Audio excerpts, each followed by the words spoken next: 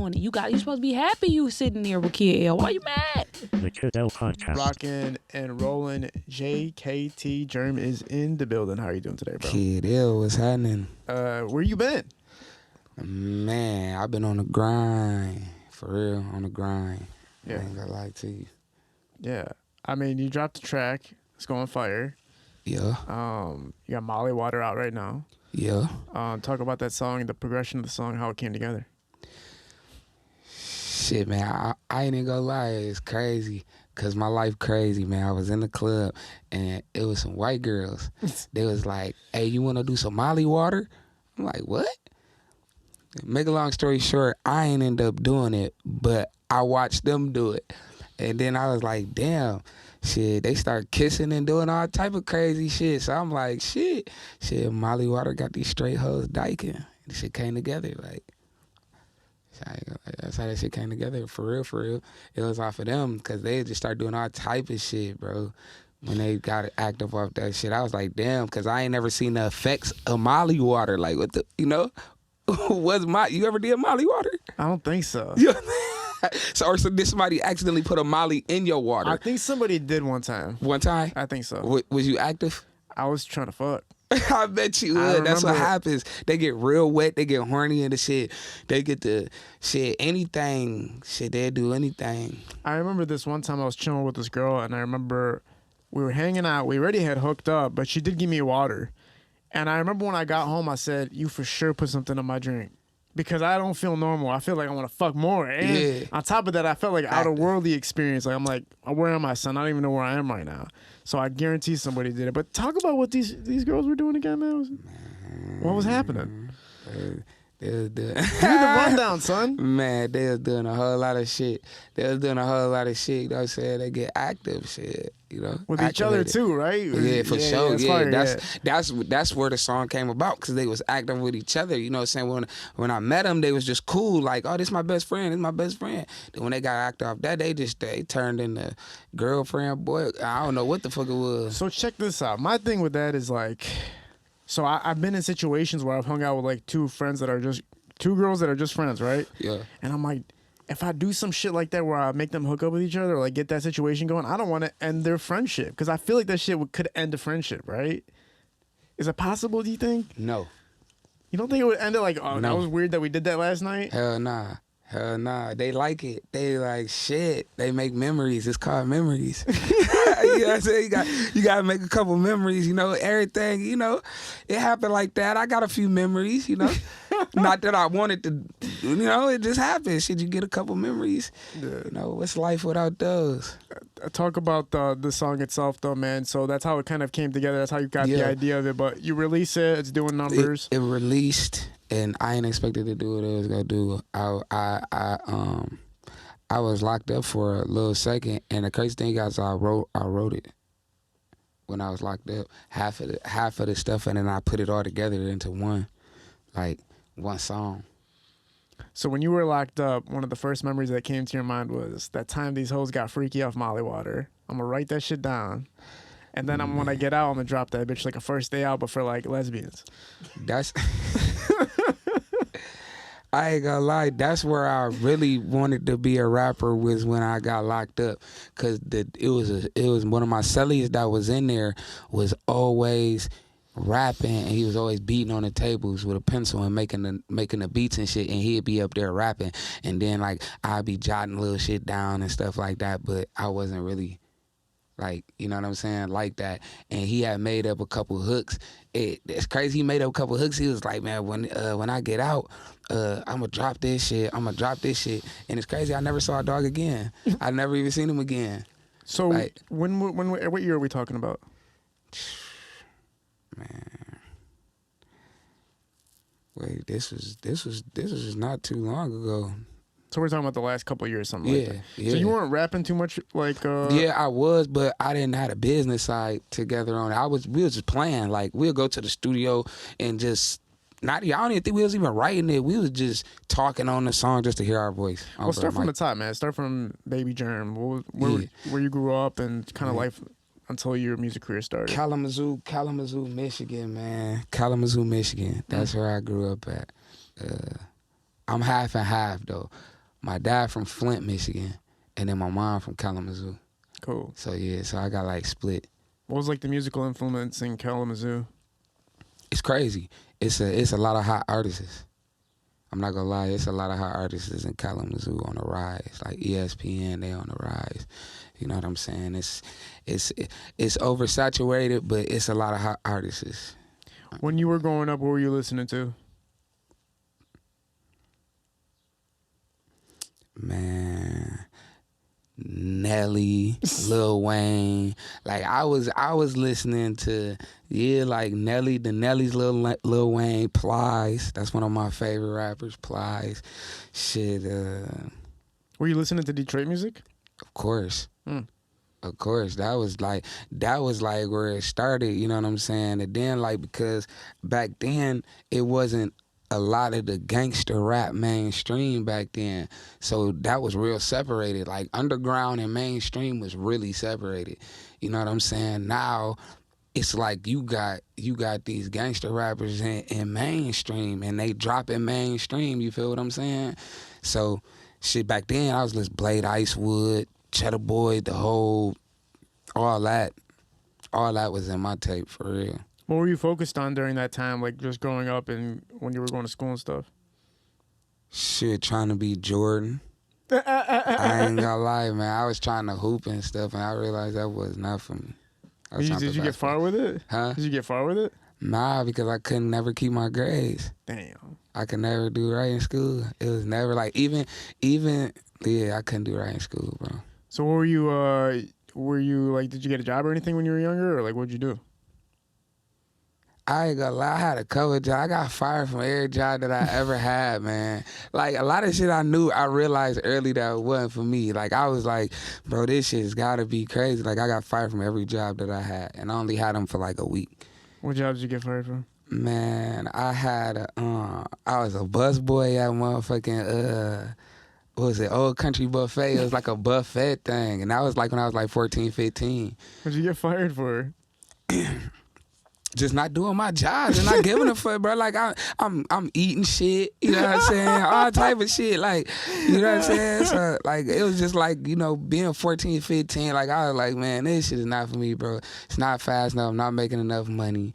This is like, yeah, not a country kitchen buffet, bro. You're not gonna see a lot of profit off of that, man. But at 14, you don't need that much money, right? Like, right. How much money do you really need at 14? Like, they was only giving me like 12 hours, 16 hours a week. You know what I'm saying? Because I couldn't work like. Little shit like that, paychecks like $120. What'd you get fired from after that? Shit, I think I was really robbing their ass for real on that second job, because I got hip to the shit, and then it was like, you know what I'm saying, I started getting a little older. I was probably like 16, finna turn 17. And I was like, fuck that. Like, I just got to like just robbing their ass a little shit. I ain't gonna lie, man. So you just stealing money out the register and shit? Nah, it really wasn't even that. I was just busting their ass. Like, it'll be like they'll have like rich people come in there and like have like tips and shit, but the tips will be for the people that's serving them. But I'm coming through on a bus table, swiping it in a bus table, like I'm bringing home like $1,500 on top of that on my check though, and then catch on until like later on they like, hey, let me holler at you quick in the office, dog. Like that shit was fucked up.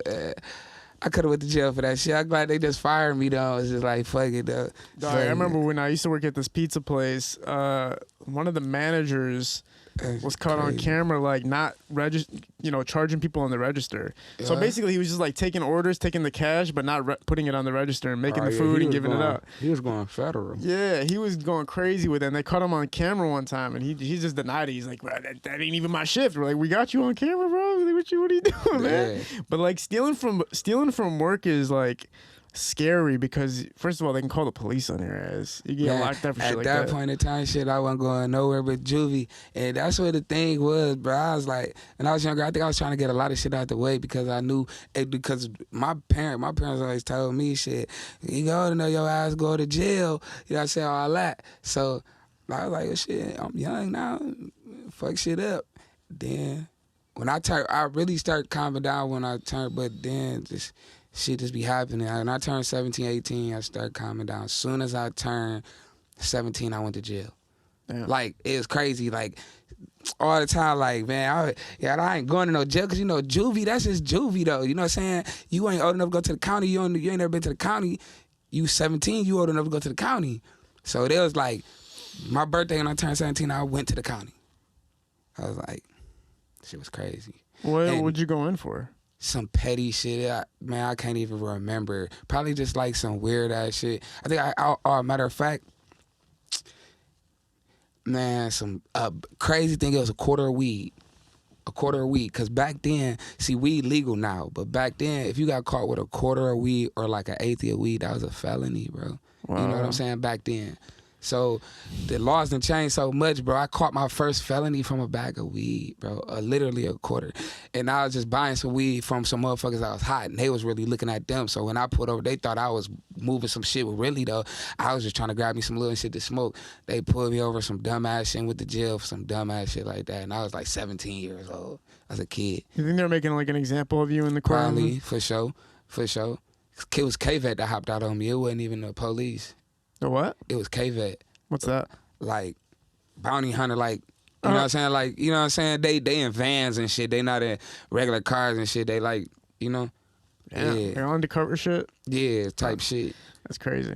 So when you get out, what's like the direction after that? Because you said you're trying to calm down at that point. I was still trying to, I wasn't even trying to rap or do none of that shit. I ain't get serious about that shit until my cousin started doing that shit for real. Like, they started doing, I was like, put me on a song. They put me on a song.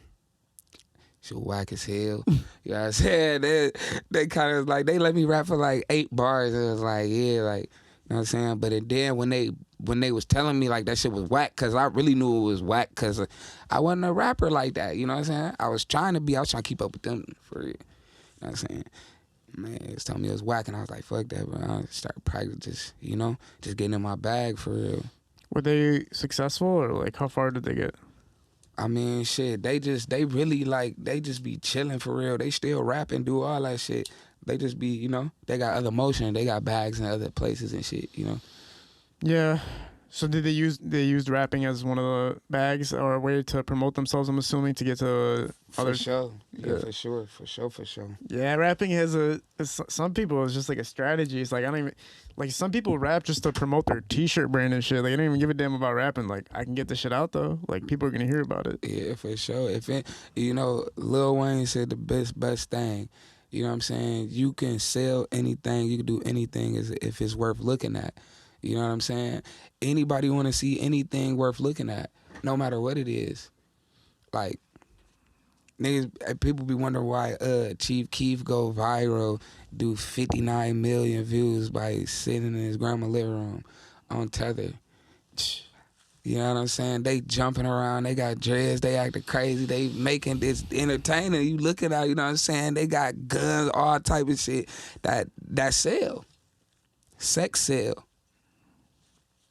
Even back in the day when they used to talk about like rock and roll and entertainment, what was it, sex, drugs, and rock and roll? Or it was like sex, drugs, and alcohol and shit like that. And it's like, that's like the easiest thing to get into. That's in controversy, confusion. You know what I'm saying? Yeah, that's where you could cause the most viral moments is when you could confuse them. You know what I'm saying? If you can learn that, how to confuse people, you know what I'm saying? You could do anything. You powerful. Yeah. For sure. Yeah. Yeah, it's an interesting tactics that artists use, or sometimes it's just genuinely who they are. The indifference of some people causes attraction. Like, this motherfucker doesn't give a fuck about anything one way or the other. He's just living his life the way he wants to live it. Yeah. That's entertaining to some people. Hey, you know who I feel that's living like that? Sada Baby. He's so nonchalant. You know what I'm saying? Every show me and Sada do together, he's so nonchalant. It's like, okay, we just did a show in Lansing. He come out on stage playing his Nintendo DS. Yeah. You know what I'm saying? Like, and he got the mic in his hand too, but he playing the game. You feel what I'm saying? It's that, and that's where the money come in, is when you become nonchalant to bullshit or just regular life. Yeah, for real. That should be crazy. When you started watching your cousins and friends and everybody making music and stuff, and you started getting into it, what was one of your first big breaks or like first moments where you realized people were actually rocking with your music? I'm not gonna lie, it's a good ass question. Buffs Glaring. I had like the #1 single, bro, in Detroit. And this is the time where, bro, I was the first, me, HBK, Doughboy Cash Out, Dusty McFly, and Delicious from Flavor of Love. Mm-hmm. We was the first person to make a song about Buffs in Detroit. And this was back like in, shit, I'm trying to think like 08, 07, like way back. And then we ended up coming out with the video, I think like 2010, 2009, it was called Buffs Glaring. And Dusty McFly, Doughboy Cash Out, HBK, and Delicious, she was modeling in the video. So you guys collectively did that together? Like the song rapping about it was the first time? Yep. Tam B Motion Pictures. You remember Tam B? Yeah, they shot Doughboy's Cash Out's music videos. Yeah, that's who shot that video for us. Shot Good Ass Day and all that shit. Shot it at the White House here, matter of fact. Is that what it's called? The White House? They probably changed the name by now. Yeah, they probably definitely changed the name by now. Yeah. Yeah. So, I mean, look, man, it's hard to say that though, because like you got to imagine everybody before that, like Street Lords and you know what they see. That's why people got to read it between the lines. I was the first person to make a song about Buffs. Now it was people mentioning it, but actually making a song, Buffs Glaring, making an actual song, and then Rich Ken came and made a song after, called All White Buffies. Make these hoes wanna fuck me. Yeah, for real. Look it up. Public record. I said this is real Detroit shit, you know what I'm saying? But you gotta dig for it. You gotta actually go and look at dates and shit like that. You know what I'm saying? When you go back and you look at stuff. This before Delicious was famous, you know what I'm saying? This is way before she had, how many followers she got? 3.2 million. This is like when she had like 40, 50,000, you know? Doughboy Cash Out, this before they signed a deal with CTE, all that. Like, this was back. So that was the first moment where you're starting to get spark and people are reaching out and you're getting booked more, so I'm assuming. Yeah, for sure. That was like, that hit the city heavy. Like, that was like, I was getting booked more in Detroit, and I'm not even from here. What year are we talking about again? This was, see, Doughboy, 09, 010. That was time. So you were chilling during the Doughboys era? Yeah, it was heavy during the Doughboy era. Wow. Heavy. I was going on PA, like, see, and that's the thing. A lot of these artists is Payroll, Crispy Keys. My best homeboy was Yaya Jordan, you know what I'm saying, before he went down for, you know what I'm saying, when he went down, like, me and him, we used to be on the game, on the internet, you know what I'm saying, playing the game and shit. That's how we met, was over the Xbox. So, you know what I'm saying? He from PA, from up here, you know what I'm saying? We linked up, like, you know what I'm saying? And then me and Kid linked up. We did that song. Then me and Yaya Jordan linked up. We did 2 songs. What was it like watching the Doughboys on the rise and then you also, working with them? It was crazy because I still don't know why to this day they showed that much love. I really don't, because they was really at the peak of their career, and the love that they showed me, they didn't even have to at all.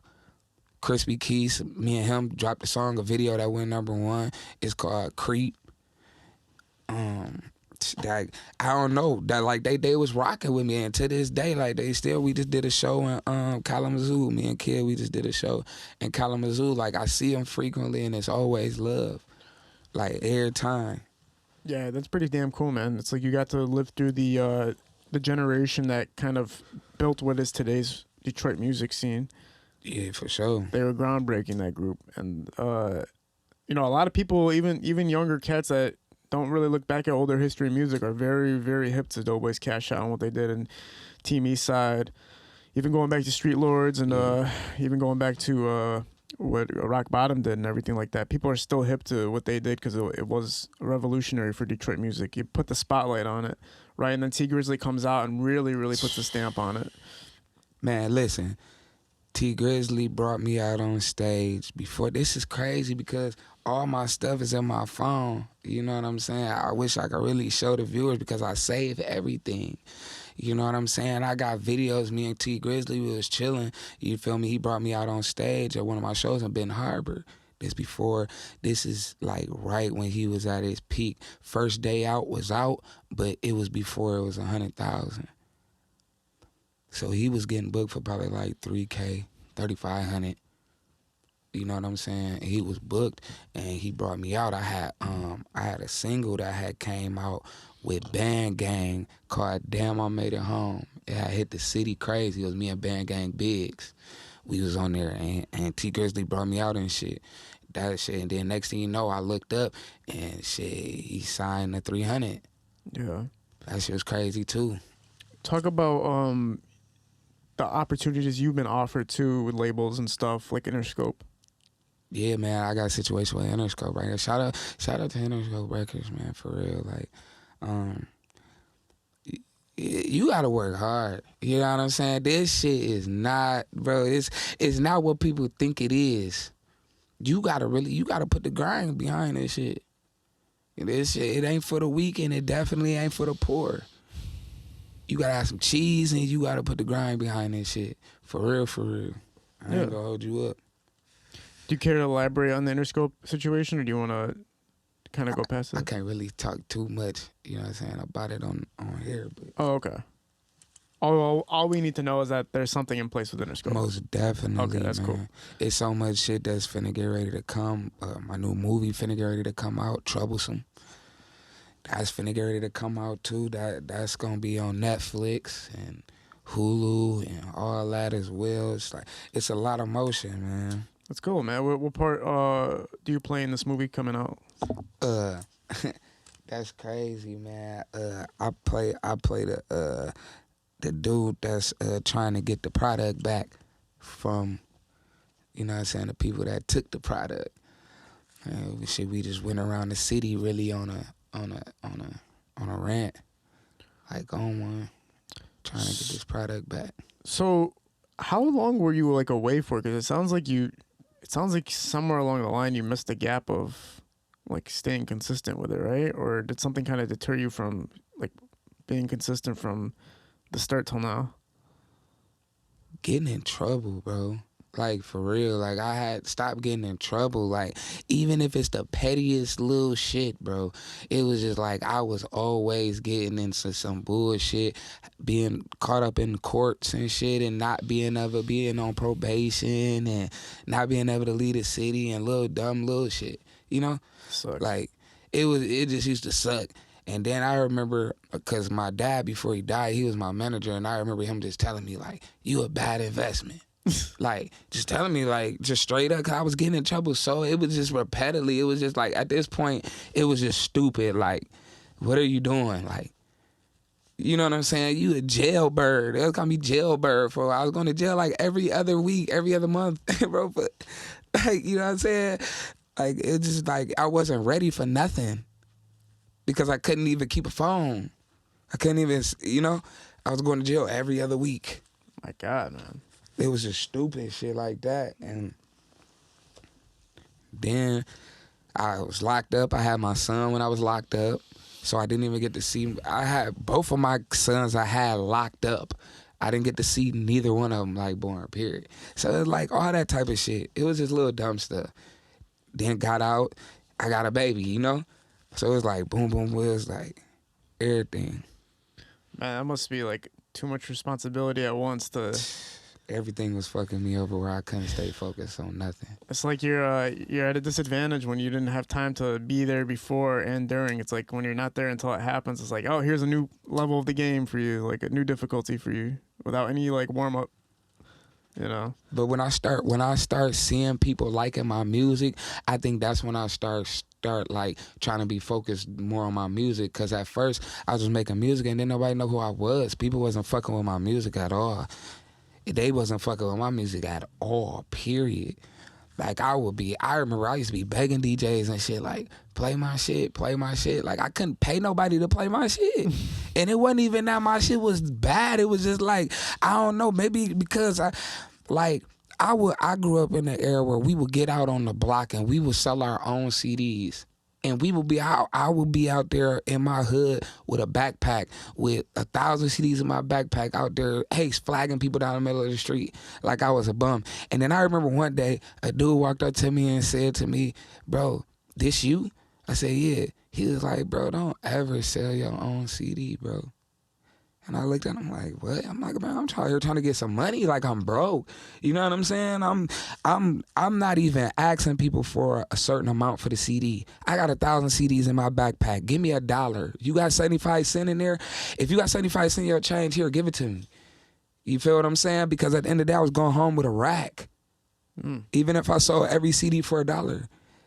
Like, so when I started doing that shit, that was like, but homie threw me off and he told me not to do that. And I felt like, I'm like, why would he say that? I didn't realize that until I got more deeper into the rap game, because it looked weird. Like, you sitting here, you should always want somebody to hear about you. You don't want to push your shit in nobody's face. You know what I'm saying? Kind of different at that time though, because it was like there was not many platforms for people to fucking see you in the first At all. place. But I do see what he's saying at the same time. But I don't know. That's a weird. It was a weird thing. Yeah. I looked at it weird because I'm thinking like, I'm young as hell. I'm out here begging people to buy my CD. They don't know me from a can of paint. Never heard my music. Never heard shit about me. So they looking at it front to back like, what's this? You know what I'm saying? So I'm sitting here like, man, that shit hot, man. You know what I'm saying? Pop that in the tape. Pop that in there. That shit hot. They like, all right, I'm gonna bang you. And then that's when it happened right there. I'm chilling in the hood, just chilling. You know what I'm saying? We all used to be just on the block, just standing. And people rolled past and I heard my song. That was the biggest thing that ever happened to me, where I felt at that time in my life. I felt at that time, I'm like, this is what I'm finna do. Because my cousins and them, they was rapping, but they was lollygagging. They was just doing it for the bitches in the hood and shit, like, cause that's what I wanted it for. They was getting all the girls from off of rapping. They was going recording songs, coming back to the hood, beating it in their cars with the doors open, and the females was feeling them. I'm like, and I'm just sitting there. I got bags of weed and shit in my pocket. I'm looking at them like, they getting all this attention from all this shit. Girls twerking and shit on top of cars. They lit. And I'm just sitting over there like, I'm just the nigga trying to hustle to figure out how to get $1. Cause that's what I was always about, trying to figure out how to get some money. Yeah. Like that shit, like when I seen that made me wanna just do that shit. Like for real, I wanted to be like, I love her.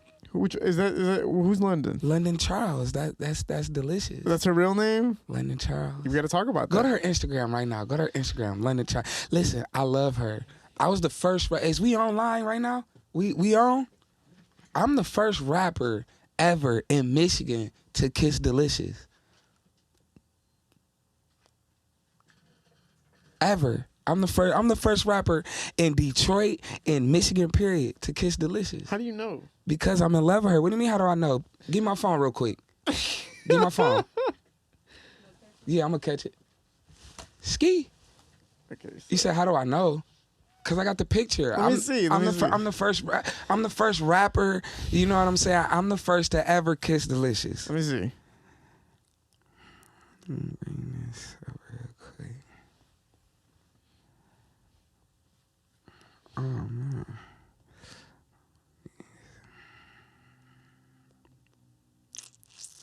How do you know where it's at? What do you mean? How do I know where it's at? It's on my Instagram to this day. Bro, I love thought you her. were talking about on the lips, man. You see, I don't kiss nobody on the lips, Kate. Why? How? Kid, you kiss on the lips? Hell yeah. Wait, you don't kiss on the lips? Hell no, I don't kiss on the lips. Why? Cause you don't know where people lips been places. Oh my God, bro. Everything has been everywhere, man. Huh? Oh, where your lips been at? Man, I'm freaky, son. Don't ask me. Man. Kid, what's the freakiest thing you ever did to a female? I would say sucking toes is pretty out there. I've been sucking toes. Sucking toes. Okay, what do you get out of sucking toes? I don't know. You love it? I like sucking toes. Something about sucking toes. Do I need to try it? Yeah, one time for sure. And you know what? A lot of girls, some girls like it, some girls Hold on, don't. toes painted or just you suck regular feet? Now look, I'm not gonna lie. I am worried of the toxicity of like paint polish in my mouth or whatever. But it's worth it sometimes. Listen, man, if a girl's bad enough, I'm doing a lot of freaky stuff. Check it out. Hold on. So okay. Hold on. So look.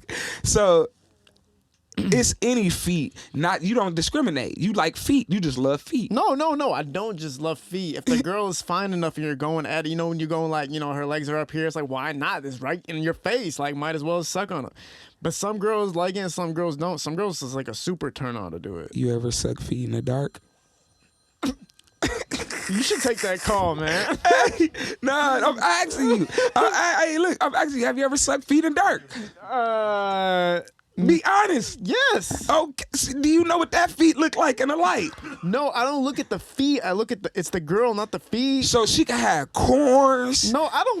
Man, you don't. You just said you ate feet. Hold on. Okay, see, kid. Hold on. The problem is I don't. Most girls you can tell if their feet ain't right. No, you can't, kid. I'm gonna tell you. I know. I had a bad experience in my lifetime. You were sucking toes too? No, I was not. You know what I'm saying? Back in my day, you know what I'm saying? I had a little female. She was pretty as hell. She was dark skinned. She was a chocolate ass female. You know what I'm saying?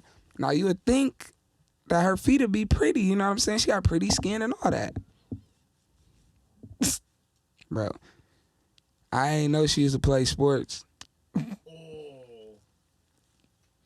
You got corns. I think the pinky toe was crooked. It was a few things going on. You sucking feet in the dark, kid. You don't know what you eating now. You might have ate a corn or two. Look, a couple lint rolls in there. You know what I'm saying? Nah, hell no, man. Hell no. Well, this is the thing, man. Like you got to be careful. You got to go slow just in case. Like, you know what I'm saying? You got to be prepared. But I've never I've never been with a girl where I'm like, your body is a turn off in any type of way. I'm only into things that pleasures me as well. I don't think sucking on feet could get me off. It would probably turn me off, though. I ain't gonna lie. Have you tried it? Nah. Like, look at this, right? So, for instance, I didn't know that I like when girls basically bite on my balls a little bit. I didn't know that, son. I didn't know that was like something I would be into. Like, Hold on, I had a girlfriend bro. for 7 years. I never even made her lick my balls. Are we talking bite or like a bro? No, hey, like look, where if a bitch bite my even nibble on my balls, ever like. It's bad enough you get sometimes you get some teeth. You know what I'm saying? You get teeth sometimes. That's bad enough. But when you deliberately try to nibble on my butt, you have to try it. I ain't gonna lie, that might result into a reflex, kid. You know what I'm saying? You might get punched in the head. You might get, I don't even know. That's kind of crazy. That's a good point, though. Sometimes girls go too far with physicality. You know, like some girls like to be choked or their hair pulled. Okay, but like I don't like that shit being done to me. I choke a bitch. But I don't like when a girl does it back where she's like trying to hit me and I'm like, what do you think this is?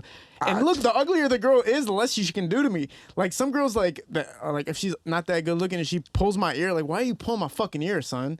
But if she's a bad bitch, she can punch me in the nose. I don't give a fuck. See, so okay. You gotta learn like, you know what I'm saying, the exchange. Like you gotta look at my eyes, you gotta read the room. Man, listen, I ain't even gonna lie. I like a aggressive female, but not too aggressive though. You gotta know how to be aggressive and when to be aggressive. You can't just come like I done had some females just like, come here, bitch. Just grab your ass like, damn, bitch, the extras that got a hold of your ass. I done had some bitches get some extra shits in them. For real, bro. Like, I'm telling you, foaming at the mouth, all type of shit. Ooh. Some crazy ass shit. I ain't gonna lie. I done seen, bro. I done, man. Remember we was talking about memories? I got some crazy ass memories. You gotta run us down one. Because right now what it sounds like is that scene in Don't Be a Menace where they're in the mail truck and that bitch turns crazy on them on top. Bro, yeah, some shit like, hey, some shit just like that. I ain't even gonna lie to you. That, man, it's, man. You were screaming trying to get out that bitch? Man, what, bro? I ain't gonna lie, bro. I done had some crazy shit, bro. First time I had some crazy shit, I remember I had just turned 21. And, Nah, for real. This a real shit. I was fucking with this chick and shit. Bruh, I went over there, bruh. The bitch when she held me at knife point and all type of shit, bro. I ain't never seen no shit like this a day in my life. A bitch was gonna stab me if I ain't let her suck my dick. Whoa, wow, it's just. And she stood by the door and she told me I wasn't going nowhere and I was going to fuck her. And if I didn't, she was going to stab me. That's considered rape. That's illegal in all 50 states. I think, bro, like, and then I was scared. I'm like, bitch, bro, I'm finna knock this bitch out, bro. This bitch crazy. You know what I'm saying? Like, and then, like, you know what I'm saying? You get the emotional females that get the crying and shit and all that weird shit. Have you ever experienced crazy shit like that? Well, hold on. Crazy bitch. Did you hit the one with the knife? I did. I ain't gonna lie. I hit that crazy bitch. I shouldn't have never hit that crazy bitch. Man, I ain't even gonna lie. My tires are slit the next week. Man. I should have never hit that crazy bitch. That was a learning experience. The last time I ever did that. That 21, that was the last time I ever did that. I see him coming from a mile away now. You can tell which one's gonna put the two nice ones. The ones that's too nice is the crazy ones. I figured it out. Cause it's reversed now. See, it used to be the mean ones. I want the mean ones that really don't want to talk to nobody that's sitting in the cut. The nice ones that saying everybody face them is the crazy bitches. Them bitches is crazy. Yeah. They'll bust your windows out, slice. I'm telling you, be at your crib, knocking on your door, all that. You hit it one time, they start calling you babe. You got to be careful, man. One time. I think you got issues in real life. I think you got girl issues. Me? Who calling you babe, man? Bro, like, first of all, I can't even talk about girls anymore because apparently they all watch my fucking podcast. Bro, you know I'm on the Instagram, so every day I wake up in the morning, you know, I come to your podcast. I see all the girls on the thing. I'm like, yeah. He having too much motion. You got too much motion. The thing is, I can't talk about shit no more because I can't even talk about what I want to talk about because I just had to talk. People had to talk to me about not saying shit no more. You got to. That's the reason why I. But it's like, come on, man. This is what the fuck. Like, the whole point of being in the entertainment industry is you get to express your real life without naming anybody. I don't name nobody. I don't go, it was this girl at this time in this place, but I still get in trouble for it. Like, I know you were talking about me, so don't talk about me. And I'm like, girl, how do you know I was talking about you? What I hate is when they take it to the internet, bro. Yeah. That me and him was just talking about the same shit. We hate the internet. I hate the internet, bro, because I didn't grow up on the internet. A lot of these younger rappers, they grew up on the internet, so it's more prone to them. You know what I'm saying? I grew up when we had brick phones. We didn't have Facebook apps and shit on the phones and touch screens and shit. We was chirping. That was my era. We had chirps on the block, you know? So we was boost mobiled up. You know what I'm saying? Then, you know what I'm saying, all that smartphone shit start coming in. When the smartphones and shit came in, that's when everything went. That was around the Soulja Boy time. Yeah. Smartphones, download, stream. That's when all that started making it easier for rapping. But before that, it was the block and the chirp. That's right. Nick, can I adjust your microphone real quick? Yeah. Point. So what I'm learning is, like, I don't have to go on dates as much anymore. Yeah. Because, like, I made my name familiar enough with women that they trust you, right? Because I feel like a lot of why women won't date somebody is they don't know you, which is a huge aspect of it, right? But once you gain some type of local recognition, then they're like, okay, you're a little bit more trustworthy now. That's like a barrier that's away, which is cool. Because, like, most motherfuckers are cool. Most motherfuckers are normal dudes, but then you got weirdos who ruin it for everybody else by doing some weird shit. I'm not gonna lie. It's a lot of weirdos out here. That's the reason why girls be really hesitant to even fuck with niggas really like that. That's what I'm saying. And really fuck with people with clout too, though. Females be real hesitant on that. Now even guys with clout are ruining it because there's some lame people with clout and they're messing it up for everybody else too. Because a lot of girls that I rock with, they'll be like, that's so, like, you're so chill to be around. You're not like those other guys that this and this and this. I'm like, who the fuck are you chilling with, bro? Hey, that's because a lot of people, man, you can hide behind the internet now. Everything, you could be something you not behind a Instagram page and not have a fucking dollar and a pot to piss it out of, be pissed as fuck and have all type of cars on your page that's parked in parking lots you standing next to, and not. Hey, listen, I'm not gonna lie. First time, shout out to Delicious, man, because she taught me something, man. She ended up directing one of my videos. You feel what I'm saying? It's called Say She Not a Freak. She directed my video, Delicious. Look it up. She told me the perping. Never perping the videos. Like, you know, niggas use fake money in videos, fake props, fake bottles. You know what I'm saying? You don't even pop the video. You know what I'm saying? Never be perpish. You can hide behind an Instagram page and be perping and sit on somebody else's car. Facts. Flash, your homeboy give you some money and you flash it. You can throw on your homeboy buffs or your homeboy chain. Wear it for the night at the show. No. I know it's funny because on Instagram you could just you can change your bio to like rapper, and then all of a sudden you're a rapper. You can change it to model, all of a sudden you're model. You can change it to eyelash technician. Now you're an eyelash technician. Like, it just with the click of a button, bro. I gotta turn to you on this one. Let's talk about it, because I just did an interview at 96.5 in Lansing, and we was talking about the blue check. Mm-hmm. Damn you, Instagram. And Mark Zuckerberg, do not block me, because you block me on Facebook all the time. Damn you, Instagram. You mean we worked our whole life for a blue check and you could get a lame? You know what? I ain't gonna call nobody lame, okay? Because everybody is who they is in their own skin. But you can literally give... I'm upset about this, Mark Zuckerberg. I wrote him a letter. Damn. I wrote Mark Zuckerberg a letter. You got people that's been working hard for a blue check, and it's $15.99, and you sold for, what do you say, 3 trillion blue checks in one day? I don't know if it was 3 trillion. Look it up, bro. It's something to that caliber. There's not even a trillion people in the world, bro. I don't even know. It's in the bill. Listen, look it up, Billions of dollars, bro. Seriously, it's over millions, bro. Billions, bro. Damn near close to $1 trillion. Dead ass.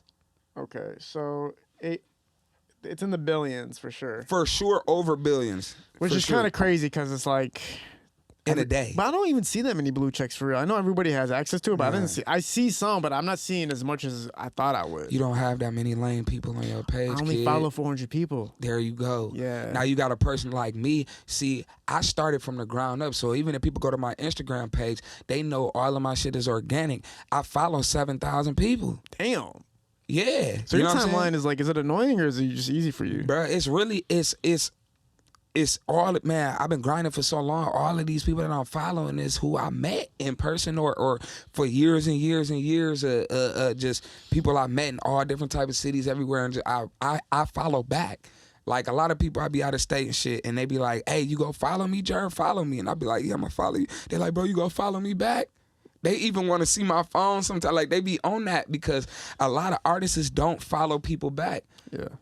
And before I got big, I was following anybody back, because that was just the type of person I was. Yeah, that was a special time back in the day. First of all, getting followers was way easier from like 2017 to 2021. Man, I don't know what happened in 22 and 23, but you could post the most fire shit. Somebody could see it and still not follow you. But in 2019, if you saw some fire shit, you were going to follow that person. Oh, yeah, for sure. Because a follow, they made it popular now. When you got artists with 1.3 million followers and follow one person, they already segregated themselves. So I want to do it too. You know what I'm saying? Like, they not gonna just let one person do that shit. Like, I think what's the name? Who he followed? What, Drake followed like 2 people? For real? If one person. I think Drake follows a decent amount of people, doesn't he? Does he? I think Drake. Not over 10. For shit, sure. Find that out. I gotta start having.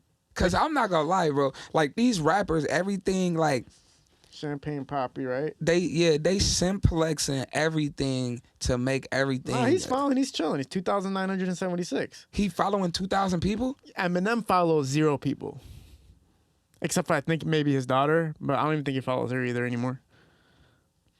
So the whole point of the matter is this: Instagram done got everything so fucked up. Like, Instagram is fucked up, bro. It's nowhere near like how it used to be. Like how it is right now. 3 years ago, I would be able to go on my Instagram and unfollow. You can't do that no more. Mark Zuckerberg is like, you're not doing that. You're stuck with that 7,000. And literally you would have to unfollow 3 people a day for the rest of your fucking life damn near to get to Eminem level. Yeah. You can't You have to start a whole new Instagram. Yeah. You can't do it anymore. You're at the point where you got too far. It's over with. You're too deep in, which is cool. I think like it's straight. I think like Instagram really only shows you the people you actually care to watch anyway. So most of the time your timeline is probably showing you people you actually give a fuck about. But I'm not gonna lie, bro. I had to unfollow about 900 people recently just cause. Now, tell me how you did that. Tell me how you did that without getting blocked. So I did 150 a day for like 3 days straight. What I was really trying to do.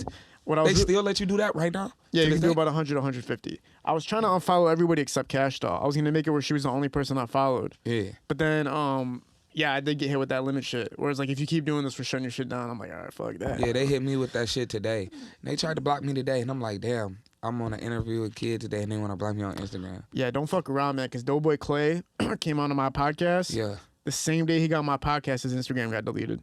So I was like, damn. Like, I posted some booty, though. That's what you did? Yeah, this girl had, re-grabbed my song. And she was shaking her ass to it. And I had posted it on there, and they tried to flag it, talking about it goes against guidance.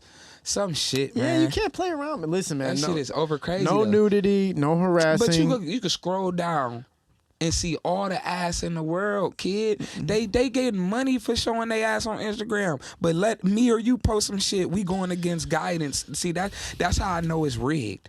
Instagram is definitely rigged and pinpointed for a shit show. Well, I do know that I used to be wild and out in 2017, 18, and 19, and then one day I realized, like, oh, we can't fuck around no more. On IG? Yeah, like, we used to do the craziest shit and have the craziest, funniest... This like my second page. I had, like, a video, I'll show it to you later. It was this voluptuous woman wearing nothing but, like, a G-string sit on top of me.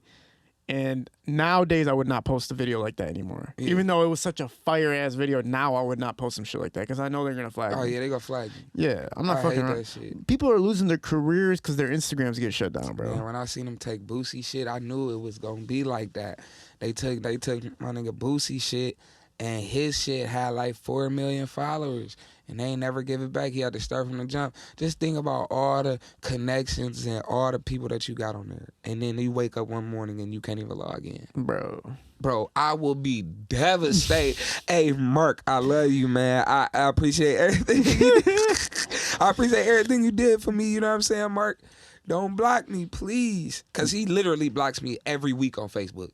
It's guaranteed. You gotta stop going crazy, bro. Bro, like, my life. Have you seen my Instagram page? What do you do? You seen my Instagram page? I've seen it, of course, but like, what do you do that's so crazy? Like, what? My city is crazy, bro. It's crazy. Like, it's always like it's ass everywhere all the time, and it's like they just go crazy, stand on top of cars, everything, top of buildings, stand on top of anything and twerk. It's the party atmosphere in my city is crazy.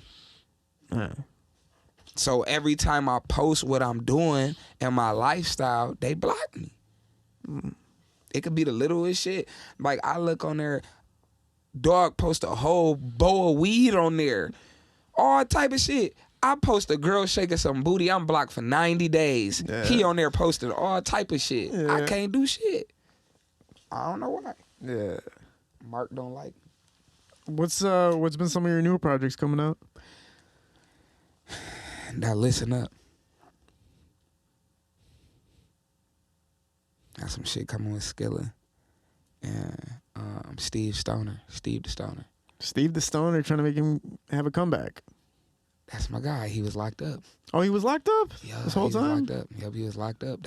See how that you feel about his how he broke out, like the Eagle dance? You know, I mean, the nigga was doing what he wanted to do. And then I feel like this, man. It's entertainment. People need to stop taking the internet so serious. You feel what I'm saying? It's entertainment. If that got him a bag, how you look at that? What was the first thing you seen when he was dropping it low like that? I thought it was fire. I watched this shit back like 15 times. Like, I thought that he was hype as hell. I didn't think of it as being fruity or no shit like that. You know what I'm saying? Because I seen how the internet bashed him on it. You feel what I'm saying? But I didn't look at it like that. I looked at it as he was just turned. Like, he was freestyling, doing some goofy shit. Like, you know? Because I do it all the time. Like, my niggas, bro, we be jugging. Like, we do goofy ass shit like that. You know what I'm saying? We be humping shit just like, it's no difference from the Flint niggas humping shit. Yeah. Like what was... No, you're right. You humping the ground, niggas humping the ground, niggas...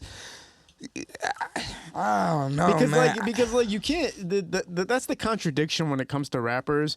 Rappers are supposed to be, again, indifferent, not care, not worry about what other people think. But again, they do. That's the problem. So when somebody comments, "Yo, that was weird. What you did wasn't cool," people all of a sudden you stop doing it. They only care when they not making no money off of it, bro. I guarantee you, if you making bread off of whatever the chicken, what is it? Eagle dance? The eagle dance, you gonna keep eagle dancing. I guarantee you. You better ask the 5 Heartbeats. You gonna keep dancing until the music go off. Shit, as long as that check coming in, I ain't gonna lie. People, shit, to each his own. You know Some people what I'm have a saying? lot of pride though. Some people will not do it.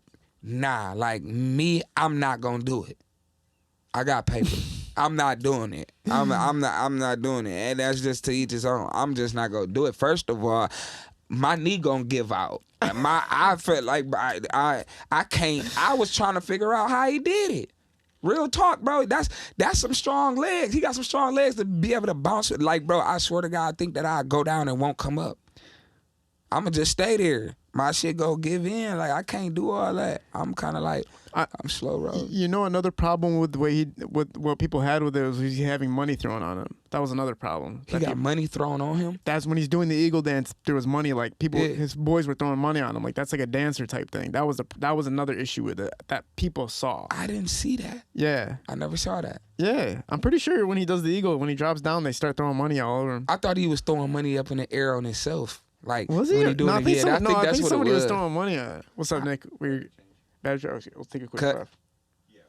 Man. If we're rolling, if a girl's throwing money on you, versus obviously it's different, right? But you still can't do it, right? But how you know it wasn't a girl? But like, is it okay though? If it is a girl throwing money on you, or is that still not okay? Nah, it's not okay. Ain't nobody throwing no money on me. That's very disrespectful. I even said it in my song in Molly Water. Throwing money in her hair, bitches say I'm rude. Like, don't throw no money at me and don't pick up my money I throw. That is all into a shootout or a fight real quick. Like, I ain't even gonna lie, just certain shit. You just certain shit as like pride. Like, I ain't even got nothing to do with pride. It's just certain shit as a man. You not having no, bro. Like, I get out the way when, like, I'm in the club. Even when I'm with my niggas, they get to throwing shit out the money. I get out the way because I don't like dollars hitting my face and falling on me from another person. It's very disrespectful, bro. Like yeah, sure. You seen Mayweather, how he did, homie, how he made it rain on his ass like that.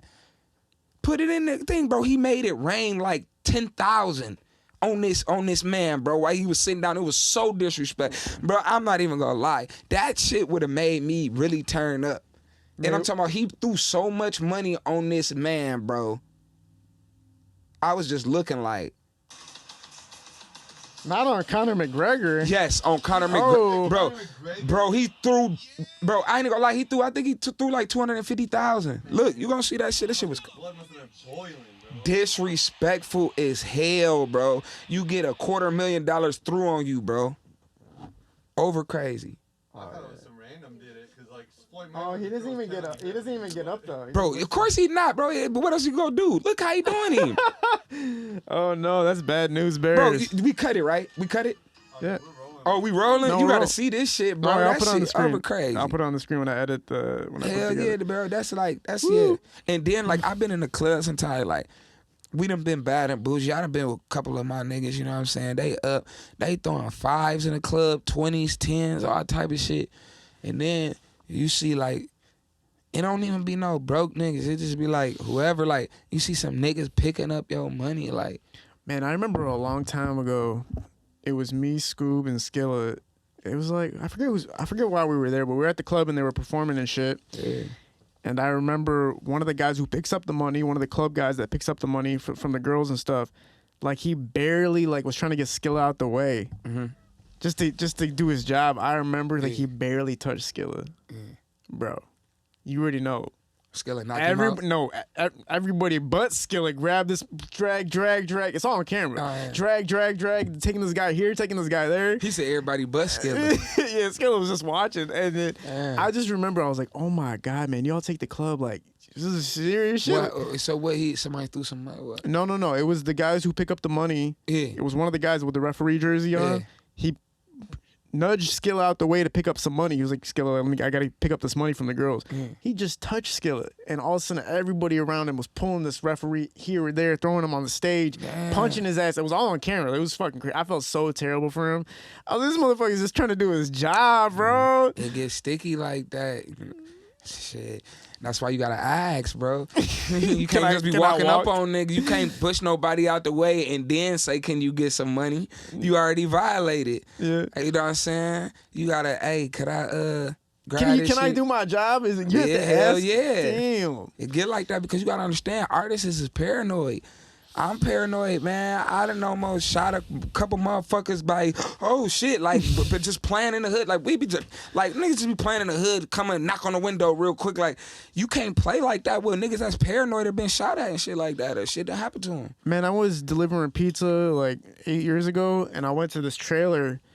And the motherfucker, I opened the door. This guy pulls out his gun on me while I'm delivering pizza. I'm like, what are you doing? He's like, oh, I was about to light you up. I'm like, motherfucker, you don't remember that you ordered pizza 20 minutes ago? Man, it get What's like going on that. out here? It get like that. I jump off of a balloon pop in the hood. Like it get like that, like for real. Like, bro, I be at birthday parties, pop, bro. I'm because, you know what I'm saying? Shit, you know, been there before. Shit, anything can happen. Yeah. You feel what I'm saying? So then balloon pop, anything, I hear anything like that, man, I'm ducking taco, looking, clutching, whatever, however it is. You And seen that motherfuckers be video? laughing at me. You seen that video of that guy who's it was like a surprise birthday party for him, and when he walks in, he pulls out his piece and like starts waving at everybody because he's like scared. What? You never seen that? There's a video of a dude like, yeah, it's a surprise birthday party, and he's strapped. So the second he came in the room, he's just pulling it out. See, some people don't like surprises. But that's what I'm saying though, like that much tension in you, that much reactivity in you to always be like on guard for any type of weird situation or anything like that. Man. That's got shit. You got to, kid. Me? Everybody got to. Everybody got to, man. You gotta protect yourself at all times. You know what I'm saying? You gotta make sure that don't nothing happen to you still at the end of the day. You feel what I'm saying? No. So it's like, it's not even about, because a lot of people be like being the toughest nigga. It's not about the toughest nigga. Like, I just started having security. Like, I never had security ever. Never. And I've been on PA, Finkel, everybody. You know what I'm saying? Just chilling. I'm not even from here. Just having mob ties and fucking with my people. Like, I ain't never had no security. But then it do come to a point to where you gotta have security, bro. Because, okay, so check. The scene you said was Skilla Baby, right? Mm-hmm.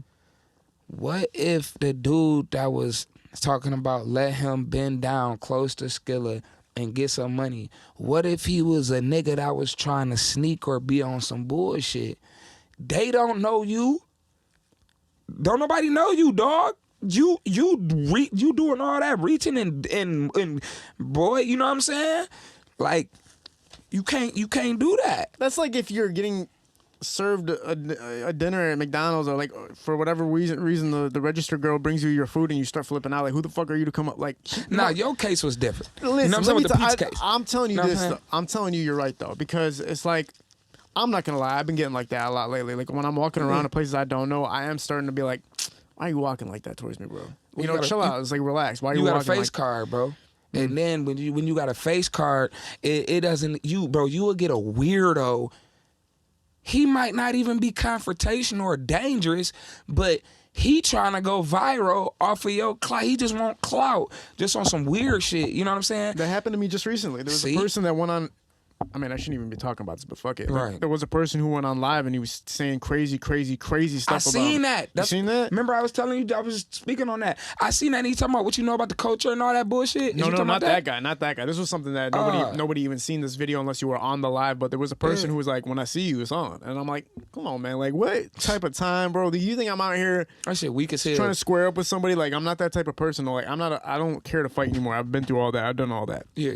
And you know what I'm saying? I'm done with it. But there are people who, like, some people want to boost, like you said earlier, boost your career in any type of way. Yeah. Like, try to do whatever it takes to boost your career. Anything, walk up on you with cameras and all type of weird shit. Yeah. You know what I'm saying? Want to snatch your chain, anything. You know what I'm saying? Snatch your glasses, whatever, just weird shit. That's the reason why I need security. The reason why I know I need security now is because people want to walk up and take pictures with me, and I don't know what they own. I have random fans, random people who I be in different cities. I got niggas walking up on me with cameras out. Like, bruh, like, that's like the easiest way to get shot at. But then you got to understand, you're an artist. People are going to walk up on you. They're gonna pull their camera out. They go be in your face with camera. You just gotta hope it ain't a weirdo. Yeah. You feel what I'm saying? Because all it takes is for a person to get an arm's reach of you.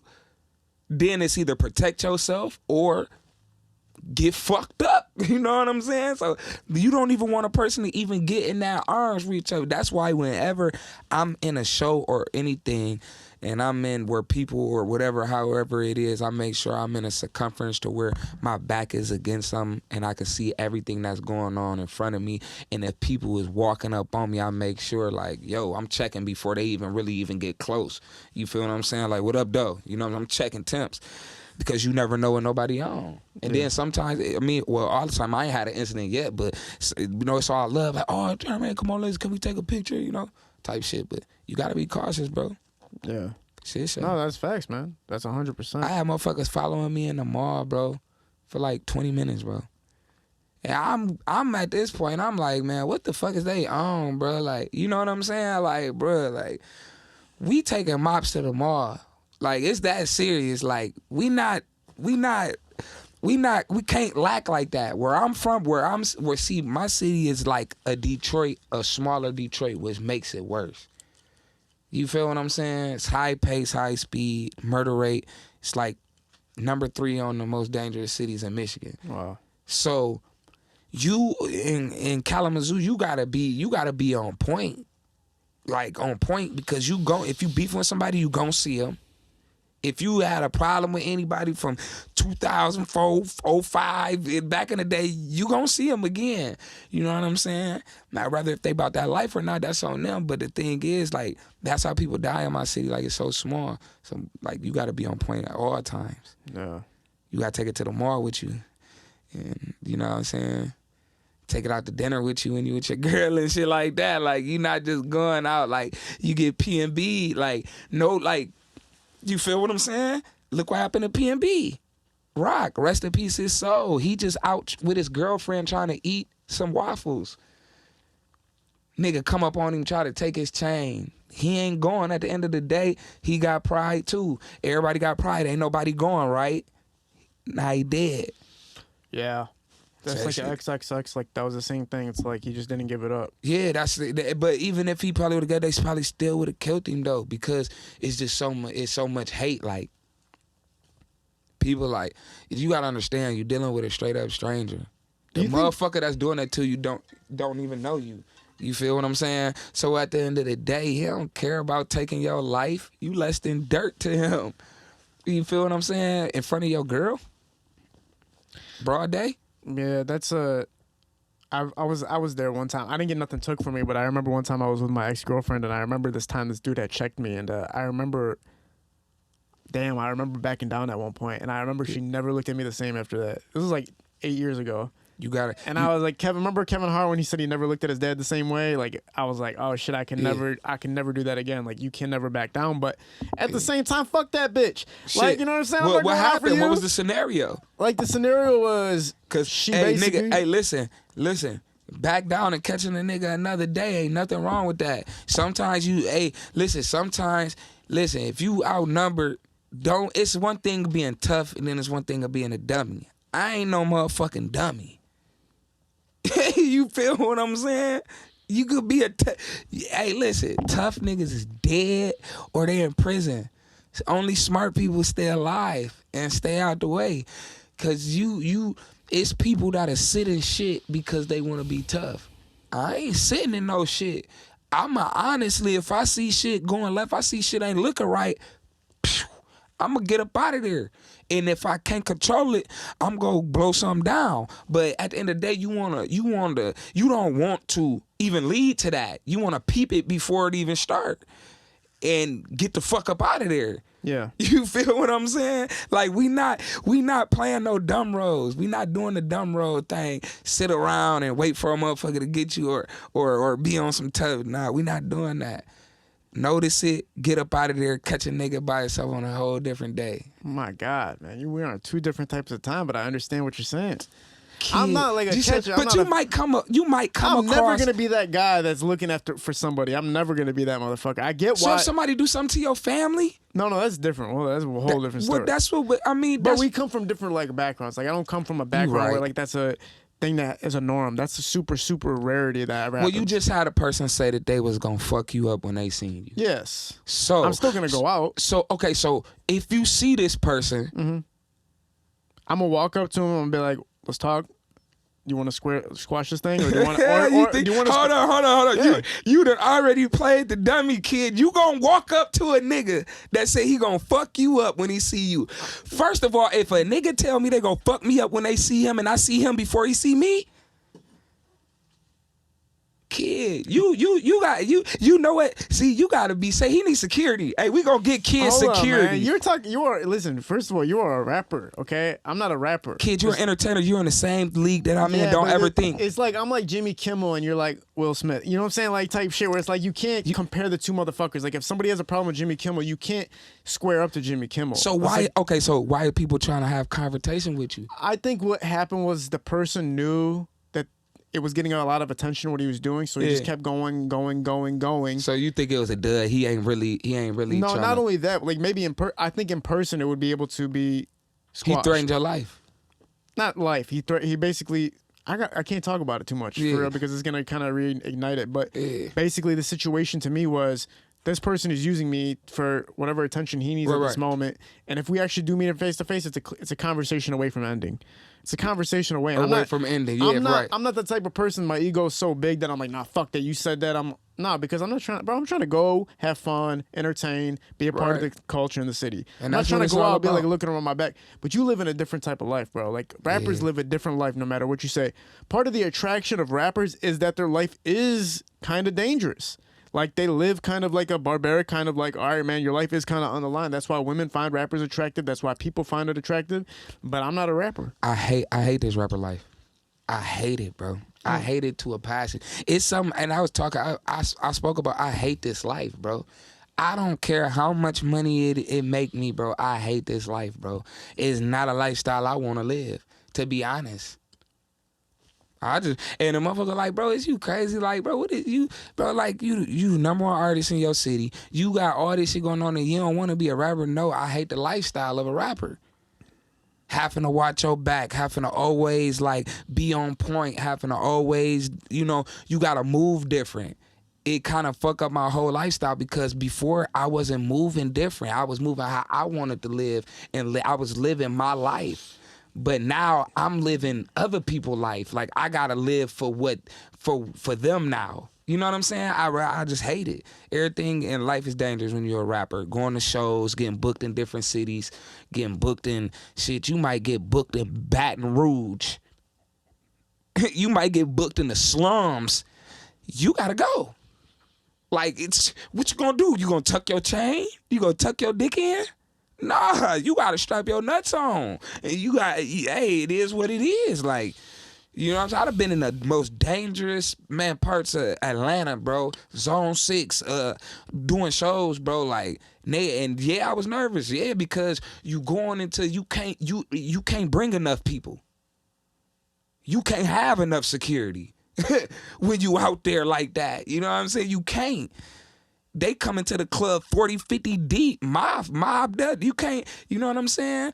Like, Shy Glizzy had an incident where he got his chain took, where they came 40 deep to the club, tried to force him to do a song with him. Like, hey, you in my city, like, you go do a song. You know what I'm saying? He like, I ain't trying to do no song. That was it. You know what I'm saying? It was up from there. He ain't had no security. He ain't had no nothing. Chain took, beat up in the club, all because he was in another person's city and they told him to do a song with him and he wouldn't do it. Yeah. So it's like, you know, when you're be crazy. When you're talking about rappers coming in deep, I think there's a part of it we don't get. I think a lot of people don't understand coming in deep. Like if you got 30 or 40 people with you, it's similar to like a general in an army. Yeah. Right? It's a similar feel. Like for people to watch that and be like, that's the king. That's the real one. That's the one that everybody's protecting. And like that kind of atmosphere kind of changes the way that everybody in all the fans look at that rapper and the artist. But then there is a reality to it where like, no, this is really for my protection. Look at Michael Jackson. Look at why you think Michael Jackson was put, man, that shit makes you weird, bro. The bigger you get, the more money you get, the more power you get, the weirder you get. And that's the reason why all these rappers, you see them and they start off regular like us and then they become weird and start doing a lot of weird shit because they so lonely and all they got to do is think all day long. Do some dumb shit. Put a ruby in the middle of your forehead that's worth $9 million. Why? So somebody could rip your motherfucking head off your motherfucking shoulders for a $9 million diamond? Is you stupid? You feel shit like that? Like nigga, like Uzi, I mean, like when you get to that point, bro, I don't want to ever get to the rap point to where I'm weird. I literally quit. And I'm going to do that anyway. Once I get to a certain point, this is not my career. You know what I'm saying? Well, the flip side to that is that rappers, like that you're saying, become weird, or they could have already been weird and they had to hide it until they got enough recognition to the point where they are okay with expressing themselves. Nah, Lil Wayne wasn't weird. Damn. Lil Wayne wasn't weird, bro. He was a hood nigga just like me. And he changed his alias about 4 times. He wanted to be a white boy skater. He wanted to be a rock star. I'm serious, man. And that's the reason why he lasted so long in this game. Is because he had 5 different identities.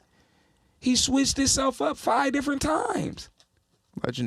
Legendary, bro. Like, if you can't switch your shit, that's why rappers fall off, because they can't. Okay, I did the hood shit. I did the hood. I come from Baton Rouge. I come from Louisiana. I did the hood shit. Let's go to the rock star shit. You know what I'm saying? Let's tap into them people. Let's go to the skateboard shit. Let's tap in with them people. You know what I'm saying? I personally believe that Lil Wayne was already like that, but they made him, or he made himself, stick to a certain structure until the point where he could truly express himself. Because once you get to a certain level of legendariness and you're that famous, you can, look at Kanye, you can kind of do a lot of shit and get away with it. Like a lot of shit, and people, you'll just build. So what's Kanye West's excuse? Well, a lot of people say he's always been fucking crazy, man. But he's just like kind of hot. But now that he's this big, that's why it's all really coming out. Because if you ever see this video with him where he was shooting a music video a long time ago, they played a prank on him. What's that show, Pranked, with Yeah. There's an Punked. There's an episode where Kanye West is acting fucking weird, like a weirdo. I seen that, bro. He got demons, bro. I believe in that shit, bro. I believe in them rappers being possessed. Like they praise statues and they praise different things, bro. Higher powers. I seen some shit like that before. Do you think? Okay, so let me ask you this. What do you think? I'll start off with one artist first. Let's start off with Tupac. Do you think Tupac would have changed as far as his character and his interest and stuff if he stayed alive? Tupac was dead before he was even born. They was planning on killing Tupac before he was even born. When his mom was locked up with him in the cell, when she was supposed to have her baby, when he was locked up, they was already plotting on killing him because his mom was a revolutionary. They wanted that baby.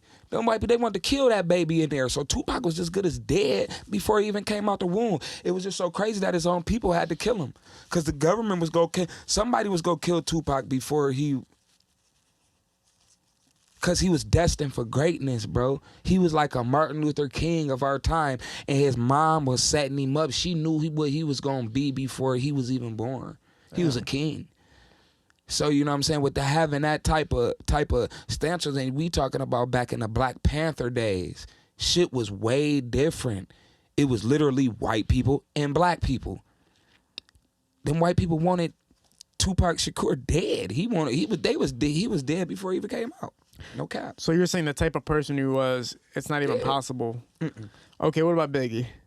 Because he wasn't on that type of time. Biggie wasn't on that type of time. But do you think he would have changed or adapted to the scene?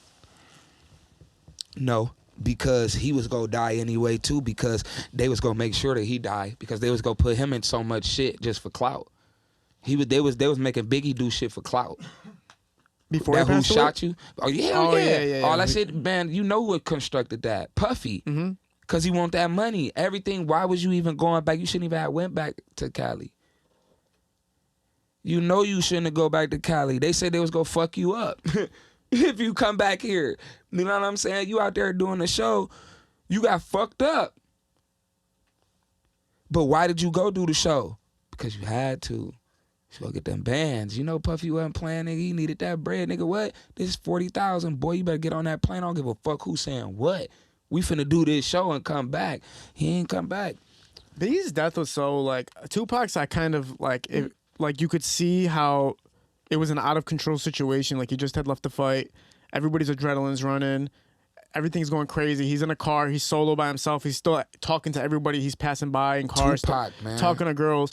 But Biggie's was, like, kind of stupid because I think they were in, like, a parking garage or something like that. Nah, and he by, got shot on the street. Was it? Did he get? No, he was in a car. Yeah, he was in the car, but he was at a light. Oh, he was at a light when they both got shot the same way, and that's crazy. How the hell? Biggie's was too crazy because if you're in Cali, you should be, your security level should have been at the roof at that point. They did. Lil C's and them was behind him in the trucks. They was back to back in the Suburbans. He was in the green Bourbon in the front, and motherfucker just pulled up to the light. Fire shots through the car. It could happen to anybody. Yeah. You know what I'm saying? R.I.P. Hutch. It just happened to Hutch. He's not even a rapper. In Detroit, when you're You feel me? That shit, like... in Detroit, when you're a crazy. rapper, you're not stopping at red lights. Nah. And I guess that for them, they weren't. They were stopping at red lights, but damn, I don't know. I just figure if you're at that level of hostility, people really want to hurt you. Like, the measures change, the security measures change for You Biggie. never know. Just like you don't know how much that dude want to hurt you. Yeah. You don't really know. He could be trying to seek you and trying to really find you. You don't know. Yeah. So it's like, just like with Hutch, bro. He was in his car, random shots. You know, you never know, man. And he just a jeweler. I don't think Hutch thought he was gonna get anybody was after him. No, man. I don't think anybody no knew. way, But what bro. I'm saying with Biggie is like he fucking knew going there that this is gonna be a problem. That's my whole The thing. devil was Puffy. I told you. He didn't want to go. His mama told him not to go. You know what I'm saying? He didn't want to go. Biggie made him. Puffy made him. Yeah. That's the man. Like, that's why you gotta be careful, man. That's why you gotta have your own mindset and you gotta move in spirit. You can't move off of what nobody else say and what nobody else tell you to do. Yeah. You gotta move in spirit. You ever have like bad senses before you go somewhere and not go to it? Fuck yeah, and I went anyway, and bad shit happen every time. Damn. Yeah. I'm a hard-headed motherfucker, man. I do shit. I just do shit, and I know it's gonna happen. But I don't know, man. Like, yeah, for shit show, I'd be like, man, I know I shouldn't even go to this party, bro. It's ops there. Next thing you know, me and my niggas fighting the whole motherfucking party. And then we go to the crib and be like, bro, I know we shouldn't have went to that motherfucking party, bro. Just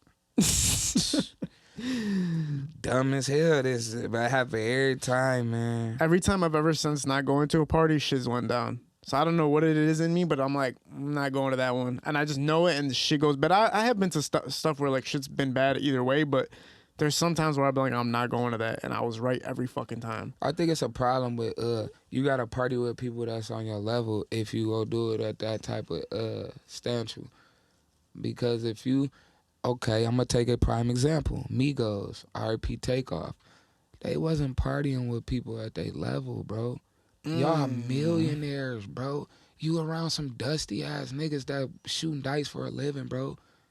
And now your brother dead. You shouldn't even been out there in Houston on no third world with none of, I don't give a fuck about no J. Prince Jr., none of that. He don't got more money than y'all. He's not as successful as y'all. In no fucking way. You're a Grammy-nominated artist that went double platinum. Why are you shooting dice in a dugout bowling alley? Like that, and then when you look at shit like that, like, you like, bro, like, there's no fucking way, bro. I got millions and millions and millions of dollars and I'm shooting dice in a bowling alley with some people with $1,000. You let somebody with not even $1,000 in your bank account hit you for $10,000 in a dice game, and then he shoot your brother. How, bro? That's called being dumb again. Remember we talked about being dumb? That was called being dumb, because if they would have never went to J. Prince's party trying to shoot dice and you already got enough money, what are you shooting dice for? At this point, it's just to be say you around and you in the mix. You got enough money. Can't nobody in that building with in there amount to the much money that you got, even if you want everybody money in the room. But what if it's Shit don't make no also sense. what if it's also something where the artist just feels at home doing shit like that because that's how he grew up? You can't feel at home if you're not from there. How you gonna feel at home? You don't know nobody. You got 3, 4, 5 people with you, and you surrounded by 70 motherfucking mob type members. Well, what I'm not just specifically talking about him. I'm talking about rappers that, like, you know, that stay in the hood even though they can be long gone from it. But it's like the relatability isn't there for them when they reach a certain level of success. Like, they don't want to hang out with millionaires because they can't relate to these millionaires. You know what I'm saying? So you go back to the streets and you just show. Look at John Morant. Like, the motherfucker. Look how rich he got. He's an idiot. John Morant is a dumbass basketball player, and I doubt that he'll have his contract for any much longer if he keep on going the route that he going. Honestly. Like, it's just one thing. You could be from the hood. You could be hood and all that shit. But, bro, once you kick the dough, bro, stop the hood shit, bro. Like, nigga, it ain't even no point to even be. Who are you doing it for? Clout. We do shit. We used to do shit in the hood for clout. Let's go fight a couple niggas to see if you can fight so motherfuckers won't pick with you no more. Let's go punch a couple niggas or beat a couple people up so motherfuckers won't pick with you. What are you doing? No. Like, once you a millionaire, you go home in your big ass crib, you drive your $1 million cars, and you want to go to the hood and throw up gang signs and carry pistols and act like you tough. John Morant need a reality check. He need to chill out. Cause I be seeing him out there. He be with the mob ties niggas in the club with the pistols and shit like that. I be seeing him. I follow Jay Morant. I just don't see why he be doing that shit. And he got all that money. You the #1 basketball player. Why is you hanging around gangbangers? Bro, you not tough. You know what I'm saying? You not a gangbanger, bro. Well, you make an honest living. There's a lot of NBA players that stay around rappers, which is interesting. Rappers is cool, but Jay Morant do a little bit. He throwing the he there. Well, a lot of rappers are.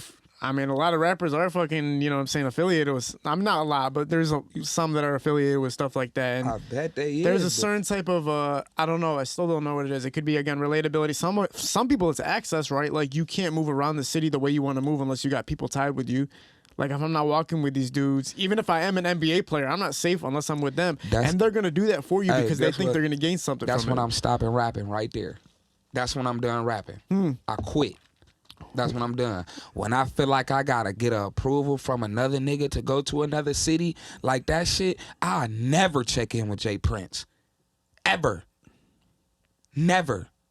You feel what I'm saying? The instinct be confrontation. I'm not calling you to check in or do none of that, bro. Like, I'm not doing that. That's when I know I gotta stop rapping. Cause nigga, I'm not doing that.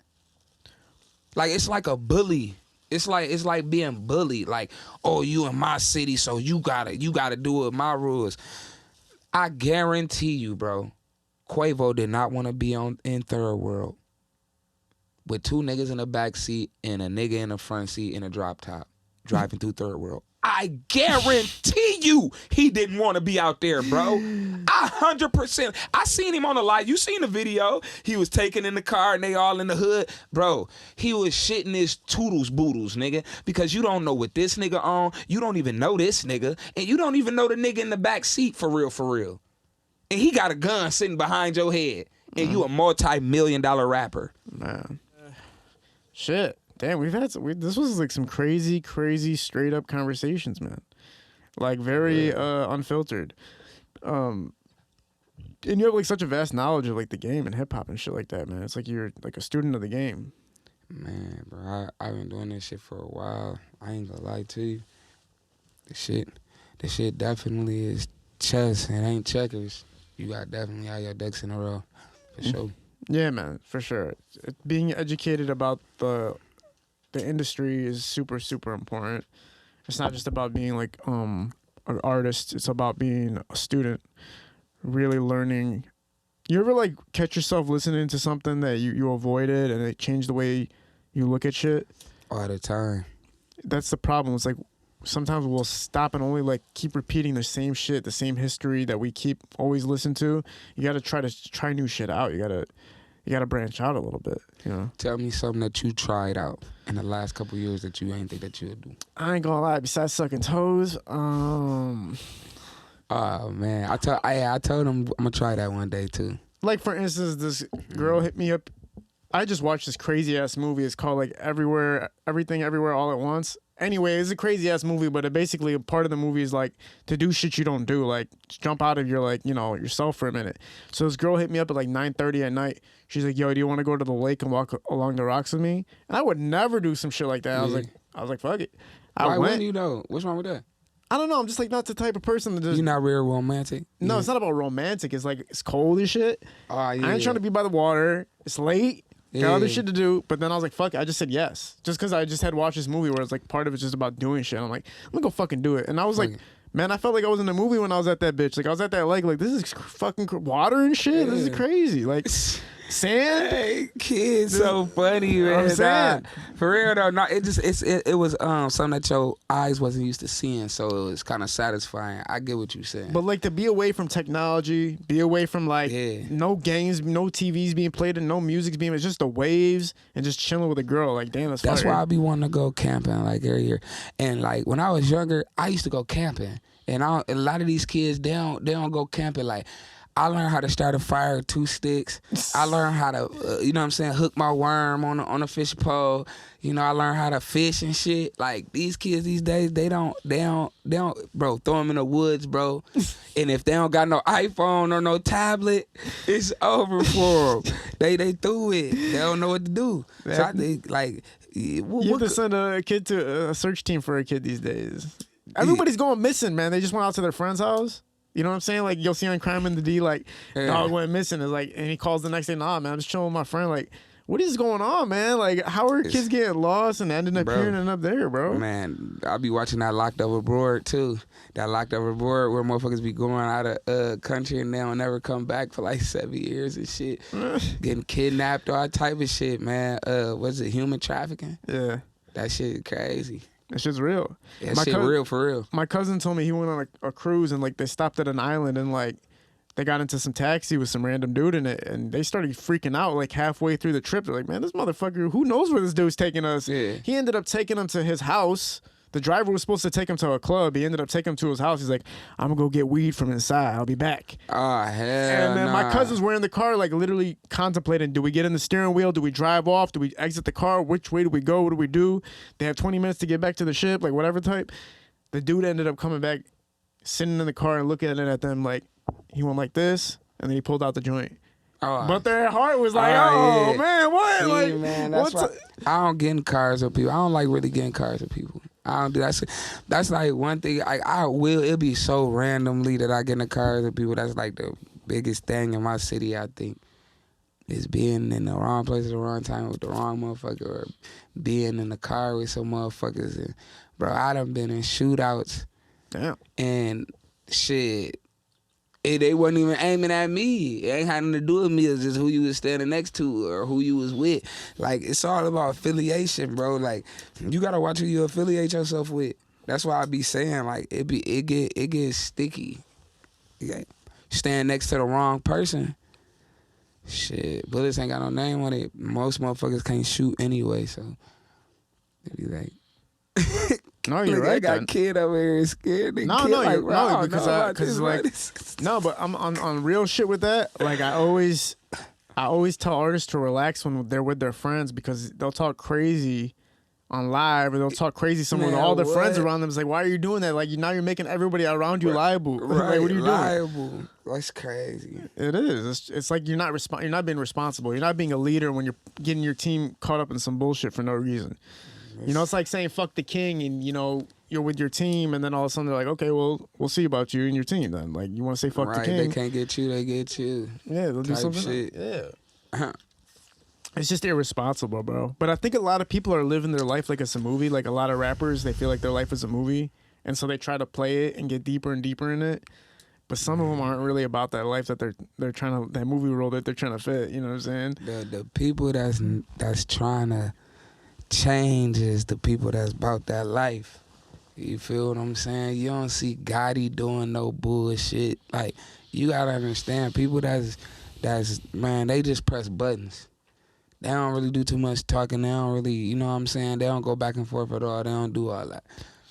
What's been like the most entertaining part or the highlight for yourself personally from everything you've done in music? Like the thing that stands out to you the most? Getting support from my fans and the people that you know what? I take that back. Converting my fans. That was the biggest thing. That's the biggest thing that I've ever done in my career. Is convert my fans from actually like haters or not liking my music to actually liking my music and turn around and saying, damn, you know what, he hot. Because I got that so much when I was coming up. They was, oh, that shit trash, ooh, and you need to stop rapping and all that, la la la, from all these bitches. Then I converted them. Like the same girls that said that, the same girls that's twerking to my music, making videos and shit. And it ain't no like no bad thing. Like I ain't look at them no type of way at them like that. I feel like I just bossed my game up. I feel like I got better at what I was doing, and maybe I was trash. I feel like I was trash when they was calling me trash. So I never really took it to heart because I'm like, I know people could rap better than me. Like my shit just ain't it. It just wasn't it. I knew it wasn't it, but I just kept going because I liked it to do it. They was telling me too, like, this ain't it. Like straight up, bro. I had so many dream crushes and heart where like I would think that one it. It's not it. You know what I'm saying? Crushing me every time I drop. That's not it, bro. That shit garbage. Like, you need to do this. You need to do that. Or you need to sound like this. You need to use this. You need to use auto-tune. And that's what I got for years, bro. Like years and years. Like I damn near, I'm not even gonna lie, I got that for like 8 years. Damn. Non-stop, bro. I'm dead ass serious. Like that's why my career is like so crazy because I drop a song and like I had one song it'll be hot and then and then the rest of my song will be like that's not it. I just got to the point where everybody banging my shit. And I'm getting paid for my music now. Within this last year and a half is when I just started getting check off this shit. All the rest of my career, he trash. He garbage. I swear. I don't know. My whole city, they ain't fuck with it. They just ain't fuck with my music. Well, even businesses are like that. They say it usually takes like 4 years for a business to actually see some type of success. Think so? Yeah, even with artists, it does take like 4 to 5 years. How long did it take you? To like find some stability. Yeah. I want to say success because I look at you as a successful person in your lane. Cause you know what I'm saying, you got a different lane. Like you said, you're not a rapper. So in your lane, you big. So that even with in how long you been doing this?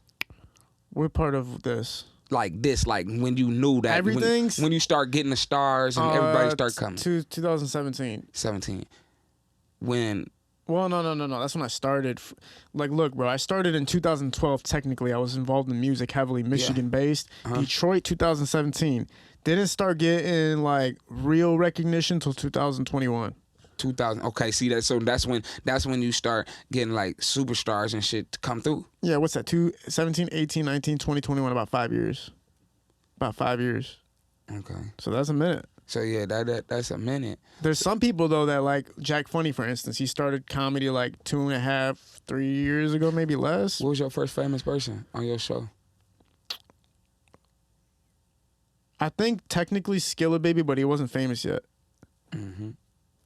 I'm talking about that one. Who was here that was famous already? That was like your first time when you was like, oh man, like yeah, like. I never looked at it like that because everybody around me was my friend, so I never really looked at them at like any type of way. Like when they were coming on, they were coming on. But I would say the biggest person that came on that was like a shocker, besides Cash Doll. Right, facts. Obviously. For sure. Honestly, man, Doughboy Clay coming on was kind of crazy. Just because, like, that's a Doughboy, man. That's legend, like an OG, man, bro. Man, he's so legendary. Hey, you know, me and Clay, to this day, shout out to Clay. Me and Clay got a song, bro, that never faced because I ended up getting locked up. And we got a song, I still got it. I still got it in my phone. It never got online. It just stayed in my email. Yeah. And then, shit, it just sat there. Drop the bitch. Just sat there, bro. And it's so crazy. He was singing on that. You know, he was in that bag of that era back then when he was doing them hooks and shit. And, like, we just never dropped it. I ended up getting locked up, and I got out. Them niggas was bigger. You know, they was bigger. You know what I'm saying? Yeah. So it was like, shit. Another shocker, too, was getting Bizarre from D12 on here. That was a shocker. Because I think that was, like, the first person where I was actually like, wait, what the fuck? Yeah, that's big, D12. That's super big. That's a legend. That's like, yeah. That's so big. That's kind of like, that's like having Bizarre on this motherfucker or somebody. Yeah, that's what I'm saying. Bizarre. He was on here? Yeah. Oh, yeah?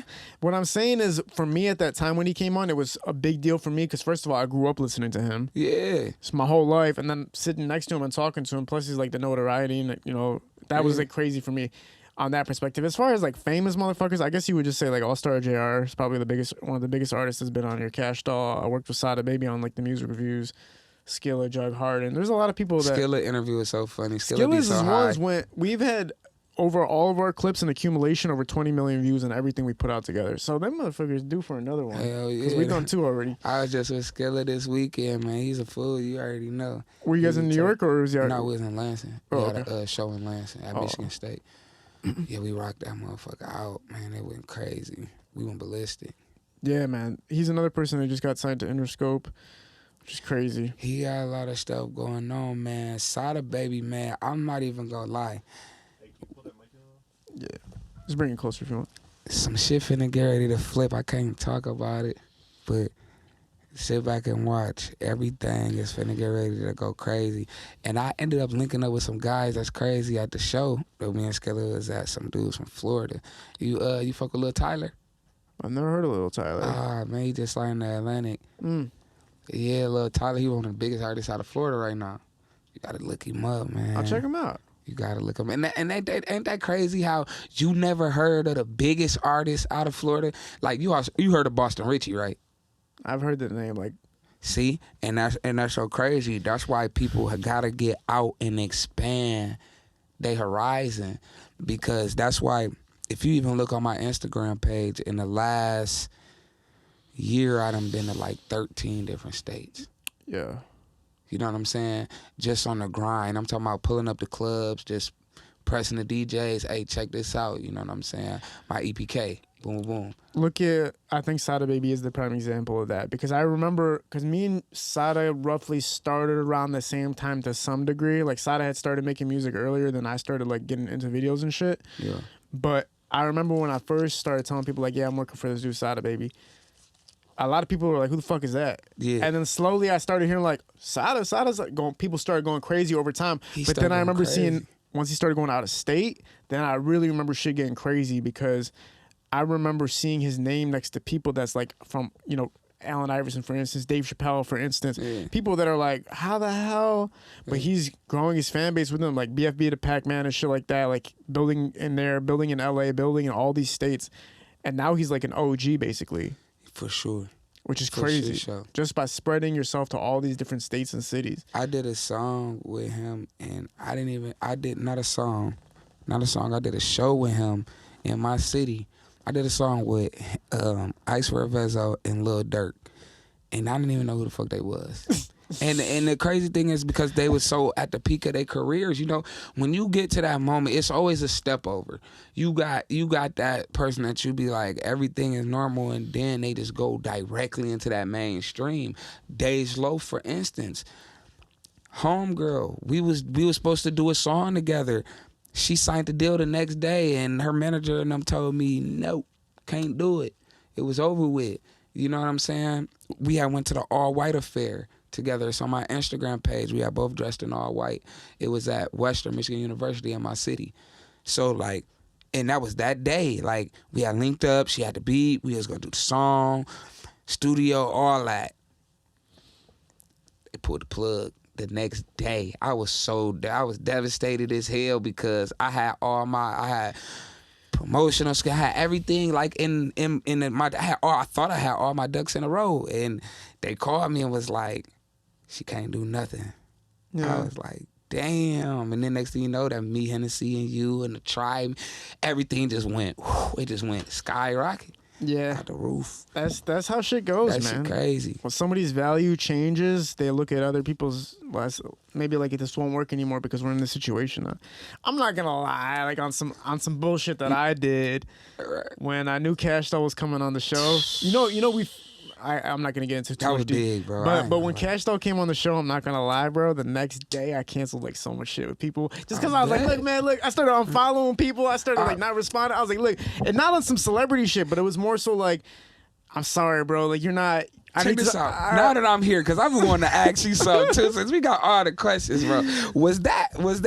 Is this really how you feel about Cash? Because listen, bro, you know I follow you.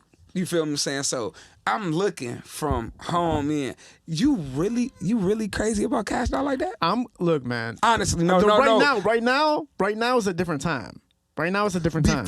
Before you met her, because, bro, listen, the shit you was doing, bro. I was wild, son. You was going wild, bro. I was out like, there. Bro, you was doing everything. You was trying to do everything. So, like, she was the first girl that was an artist from Detroit that I seen her picture on Instagram, and I was like, what is going on here? Like, out of this world, right? So then I follow her, and what really got me, the looks was like, the lure. Yeah. But what really got me is I started watching her stories, and the way she jokes is just like the sarcasm and like, the kind of indirect humor and stuff. And I'm like, that's right up my alley. Yeah. So I started watching her and the way she talks and the way she acts and everything. And I was like, this girl is like incredible. But then I remember like, I was making skits about her, and I was like blowing up. But the truth is, too, when I was making skits about her, it was a way of communicating my comedy, and it was really great to have that as a collaboration, to use her as like the muse for that. Right. Because a lot of people in Detroit weren't accepting me. Like, I would put out the same type of comedy without Cash Doll being in the skit, and nobody would give a damn. But now that I added Cash Doll as an element, it's like, oh, we get it now. Yeah. So it was. So let me ask you a question about this. Did she ever feel some type of way? Because I know you spammed the fuck out of Cash Doll. Only one time. It was really funny. Is the other day I had this picture at my crib. My parents came to visit. Who's that? Cash Doll? Yeah, man. Shit, let me see that motherfucker real quick. Hold on, see. Bro, listen, you want to know something about Cash Doll? What? I love her. You know what I'm saying? I had shows with Cash Doll and everything, and me and her never bumped shoulders, but she looked different. Like, Cash Doll got like 7 different looks, bro. Right here, this did not look like Cash Doll at first, bro. It be maybe the filters or like... Nah, that's natural beauty, son. Bro, she's so motherfucking bad. Bro, every time I see that picture, I stop and I go like, are you kidding me right now? Like, are you kidding me? I'm not even playing. Like, are you kidding me? Like, what are we talking about? She on my top chocolates. Listen, so the other... What you do for her? What? If she really, like, what would you do? If I did what? For anything. Like, because some people like, girlfriend? I ain't gonna do all that, but... If she was my girlfriend, or what would I do to make her my girlfriend? Make her. Damn, that would be crazy. Because you're going to have to do a lot more than suck some toes. I'm letting you know that right now. You can suck all them toes. I'm pretty sure her feet pretty. Did you ever see them?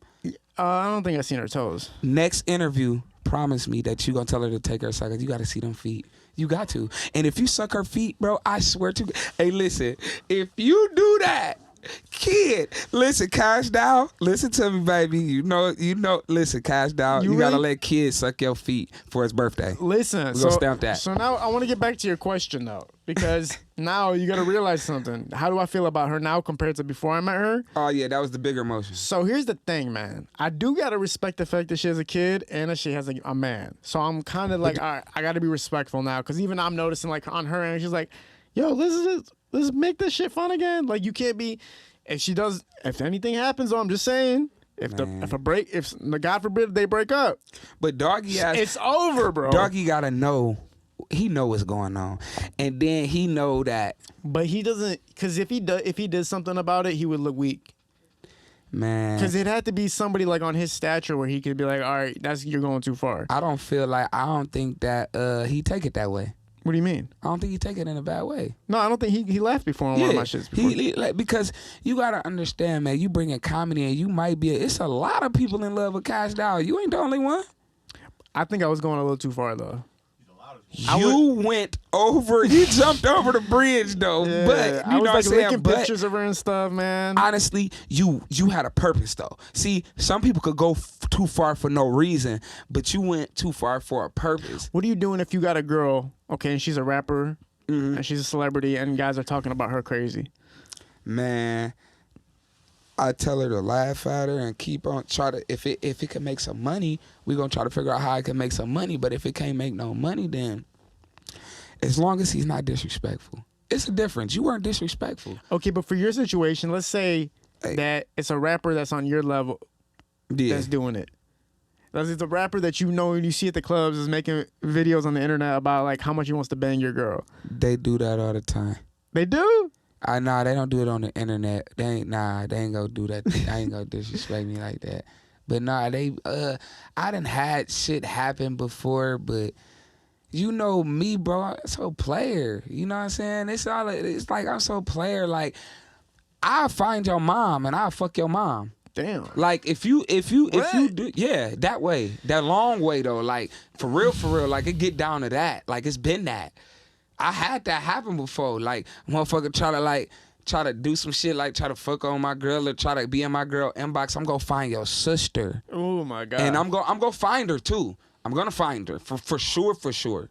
And when I get her, I'm gonna fuck her face, all that. I'm gonna do it real good.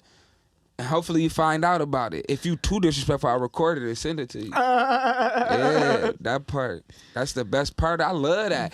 I kind of feel like if a nigga could bang your girl, she not your girl. I never been uptight about females ever, and I've been in relationships for 7 years, all type of shit, baby mamas, all type of shit. I never been salty about none of that. All type of niggas, even some of my homeboys done tried to get on my girl. I'm so player, I'm just gonna fuck your bitch. I'm just gonna fuck your bitch. And when I fuck your bitch, I'm gonna make it hurt. It's gonna hurt too. And then guess what I'm gonna do? I'm gonna screenshot when you was in my girl inbox. So when you start trying to woof, when you find out, I'm just gonna send it to you. And you gonna have to call a spade. And we can go smoke and drink and kick it and chill and shit and talk about it. Because at the end of the day, there ain't nothing else to talk about. I'm not gonna fight you because you tried to fuck my girl. I will fight you if I'm in person and you deliberately disrespect me and I'm with my girl and you see that and you trying to still go. Now, that's a whole big different story. But the internet, inboxes, man, inbox your heart away. Have cyber sex. I don't know, however you do it. Because if you got a bad female, bro, you got to expect that. If you got a girl like Cash Doll, man, what do you expect? Honestly, how could you not? Her inbox probably get hundreds. I could not even imagine. Thousands. A day. Oh, you so pretty. Oh, you so sexy. All this. I do anything for you. Then you got the big part is when you got the big ballers that's willing to up that bread to get your girl. You feel me? See, that's why you gotta have a solid female, man. You can't have a female that's gonna go for anything. And a nigga up a roll and she automatically drooling. Like, you're done. You're done. I've never had a girl that has done that. Like, honestly, and I see it all the time. Like, I do it. I up roll and the girl get the drooling and dicking and doing all that. You know what I'm saying? She got a whole nigga, but she see that cheese shit. She didn't think about her nigga no more. She forgot she had one. When she see that cheese, for real, bro, I seen it, bro. I'm not even gonna lie. A female will do anything for money. Even the good ones. It just depends on the situation and the time and the setting. Because shit, I'm trying to tell you, bro, I done seen some shit, bro. I done seen the craziest shit happen. You just got to be at the right place, right time, in the right setting. Well, it can be indirect, too. That's one thing you got to know. Like, we're not just talking about here, you're going to hand a girl money and she's going to do whatever you want. No, it's like, they will. They will. I don't think so. What? You live in Detroit and you don't think so? I mean, listen, I'm just saying, like, there's some girls that, listen, here's how they do it. There's levels to this shit, right? Okay. There's a girl that you can directly hand money to, like, let's go do this. And she's going to say, all right, fine, that's enough money for me to go do that. But then there's the girls who are, like, feel too classy to do that. They're going to make you take them places, go shopping, go do whatever the hell they want to do. That's even worse. That's called walking them down. Yeah. That's even worse. Than, I ain't trying to walk nothing down. Because why are you walking it down for what? I had a whole conversation to my homeboy about, like, how long it take for you to until you don't get no cheeks and you stop fucking with the bitch. Man. Because I'm not the nigga, bro, that's gonna sit for months or weeks and weeks for some pussy, bro, and just keep taking you out and doing. I'm not doing that. I'm not even. I don't care how bad you is. You could be cast out. I'm not doing it. It's just not in me to do it. Cause at this point, man, and then the wait till marriage, just as good as dead. She might as well just give it up. I could never be. She might as well. Could you wait till marriage? Nah. With cast out, could you wait till marriage? I couldn't at all. Okay, you real. Cause I was gonna say you look. I couldn't. I'm not waiting 3 weeks. In that 2 week, if you not touching me and like really showing me that you trying to, but I'm not doing. I can't, man. I cannot do it. I had a friend that did that. He had to wait till marriage, and then all I could think to myself was like, what if the sex is garbage? Man, you then what do you do? Bro, you like you're locked in, it's over. Now you got garbage sex for the rest of your life because you didn't try it before you locked you in. want to get married? I don't think so. I thought about it. I'm straight. Like like marriage though. I think it's all fake, bro. Signing some papers and all this bullshit and all that weird ass shit. They need to have monogamous relationships to where you can sign papers to have a whole lot of different relationships because I feel like that lasts longer.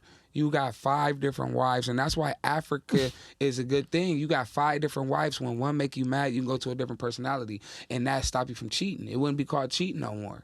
It'd just be, you know what? We'll go over to Sheila house then and go fuck with her, and you can come back over here whenever you feel like it. The problem is guys can't, like, you're not going to let your girl do the same thing is the problem. Why not? You're going to let your girl go with another guy?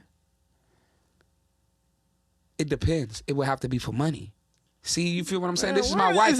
These are my wives. Now, if you want to get a bag, you want to fuck somebody, he can fuck you, but he got to have some cheese. He got to pay for that. So you're a pimp. That's not what pimping is, not man. necessarily, not necessarily a pimp because they my wives. That's the They're same my, thing, I own them. I know because I own them. They're my property.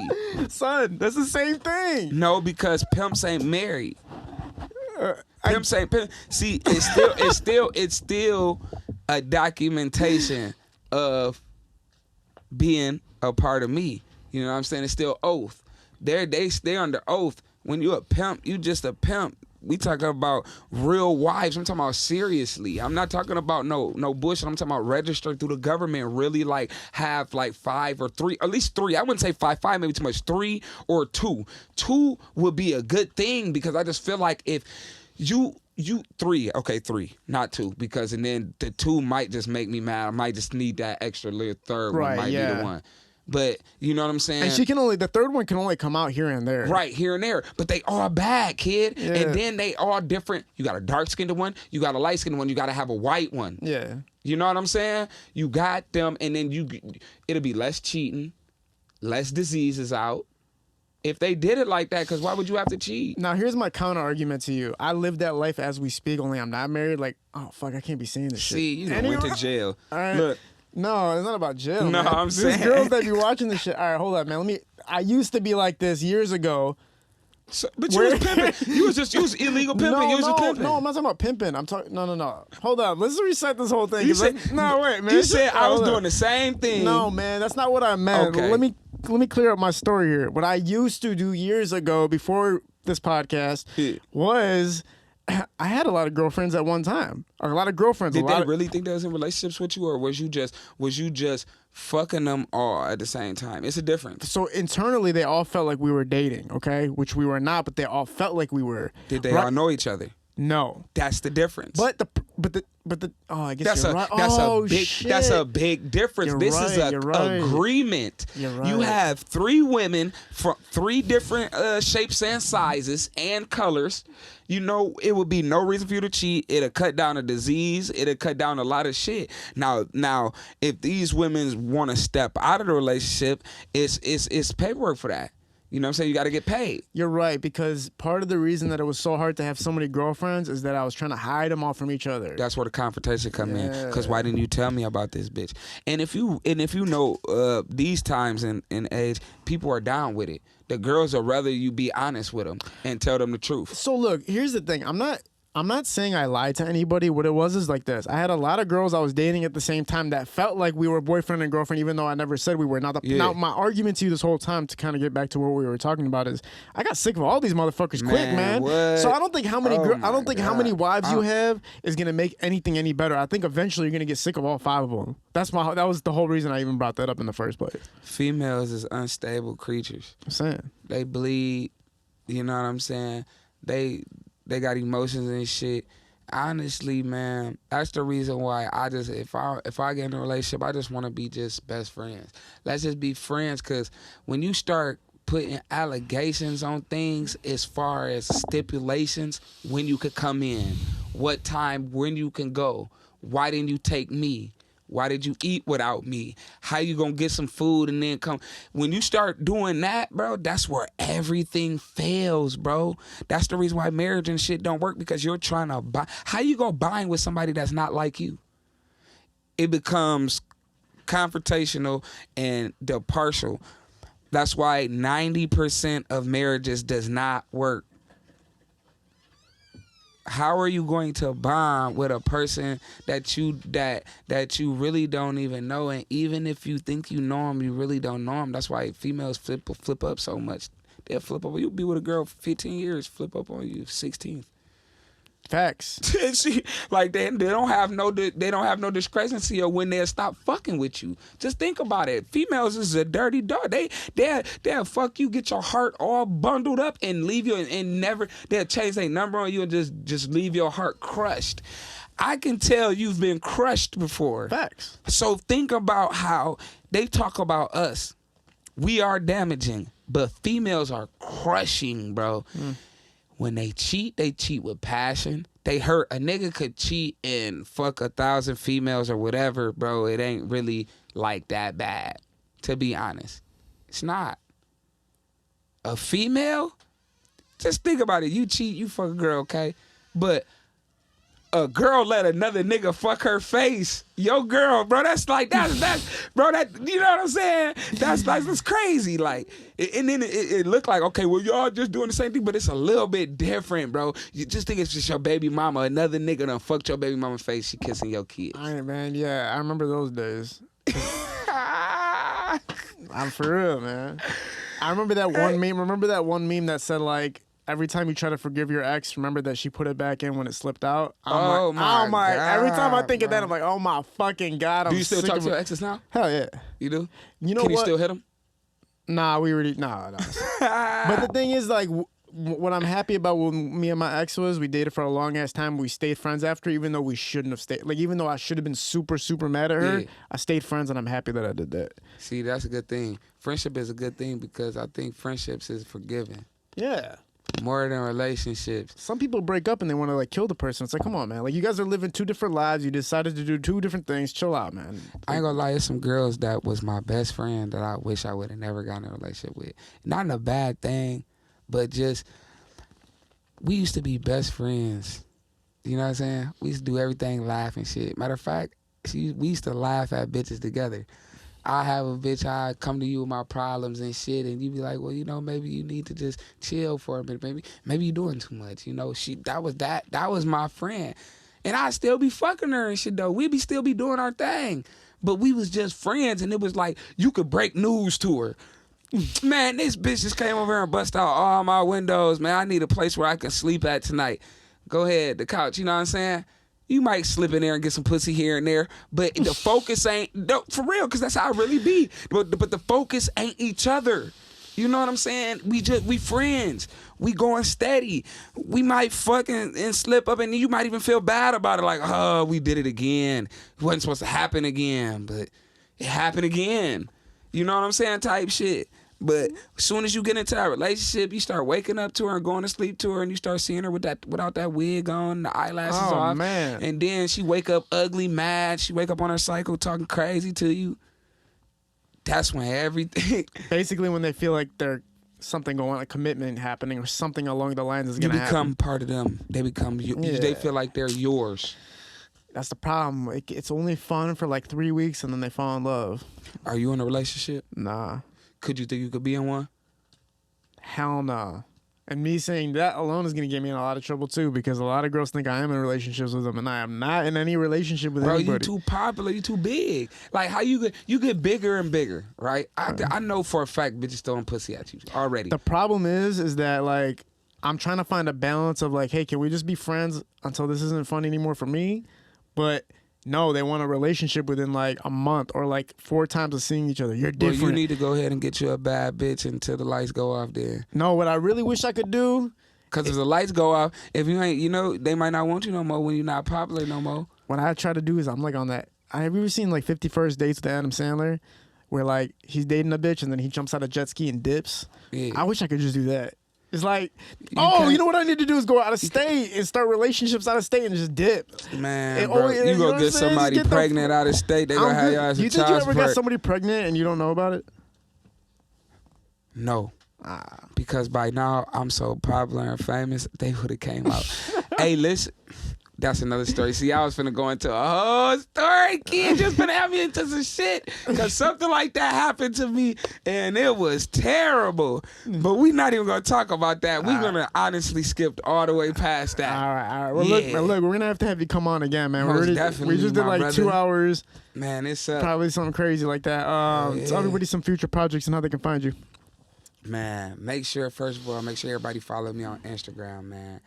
JKT_Jerm with a J. JKT_Jerm with a J. And shit, man, we up, man. 2023, man. Shout out to my brother, man, Kid L, man. This was fun, man. Inspiring, for real. What's up? It's fun, man. We're at Parallel Sound Studio, High Low Visuals and Shooting These Productions. We're out. Peace. Ski.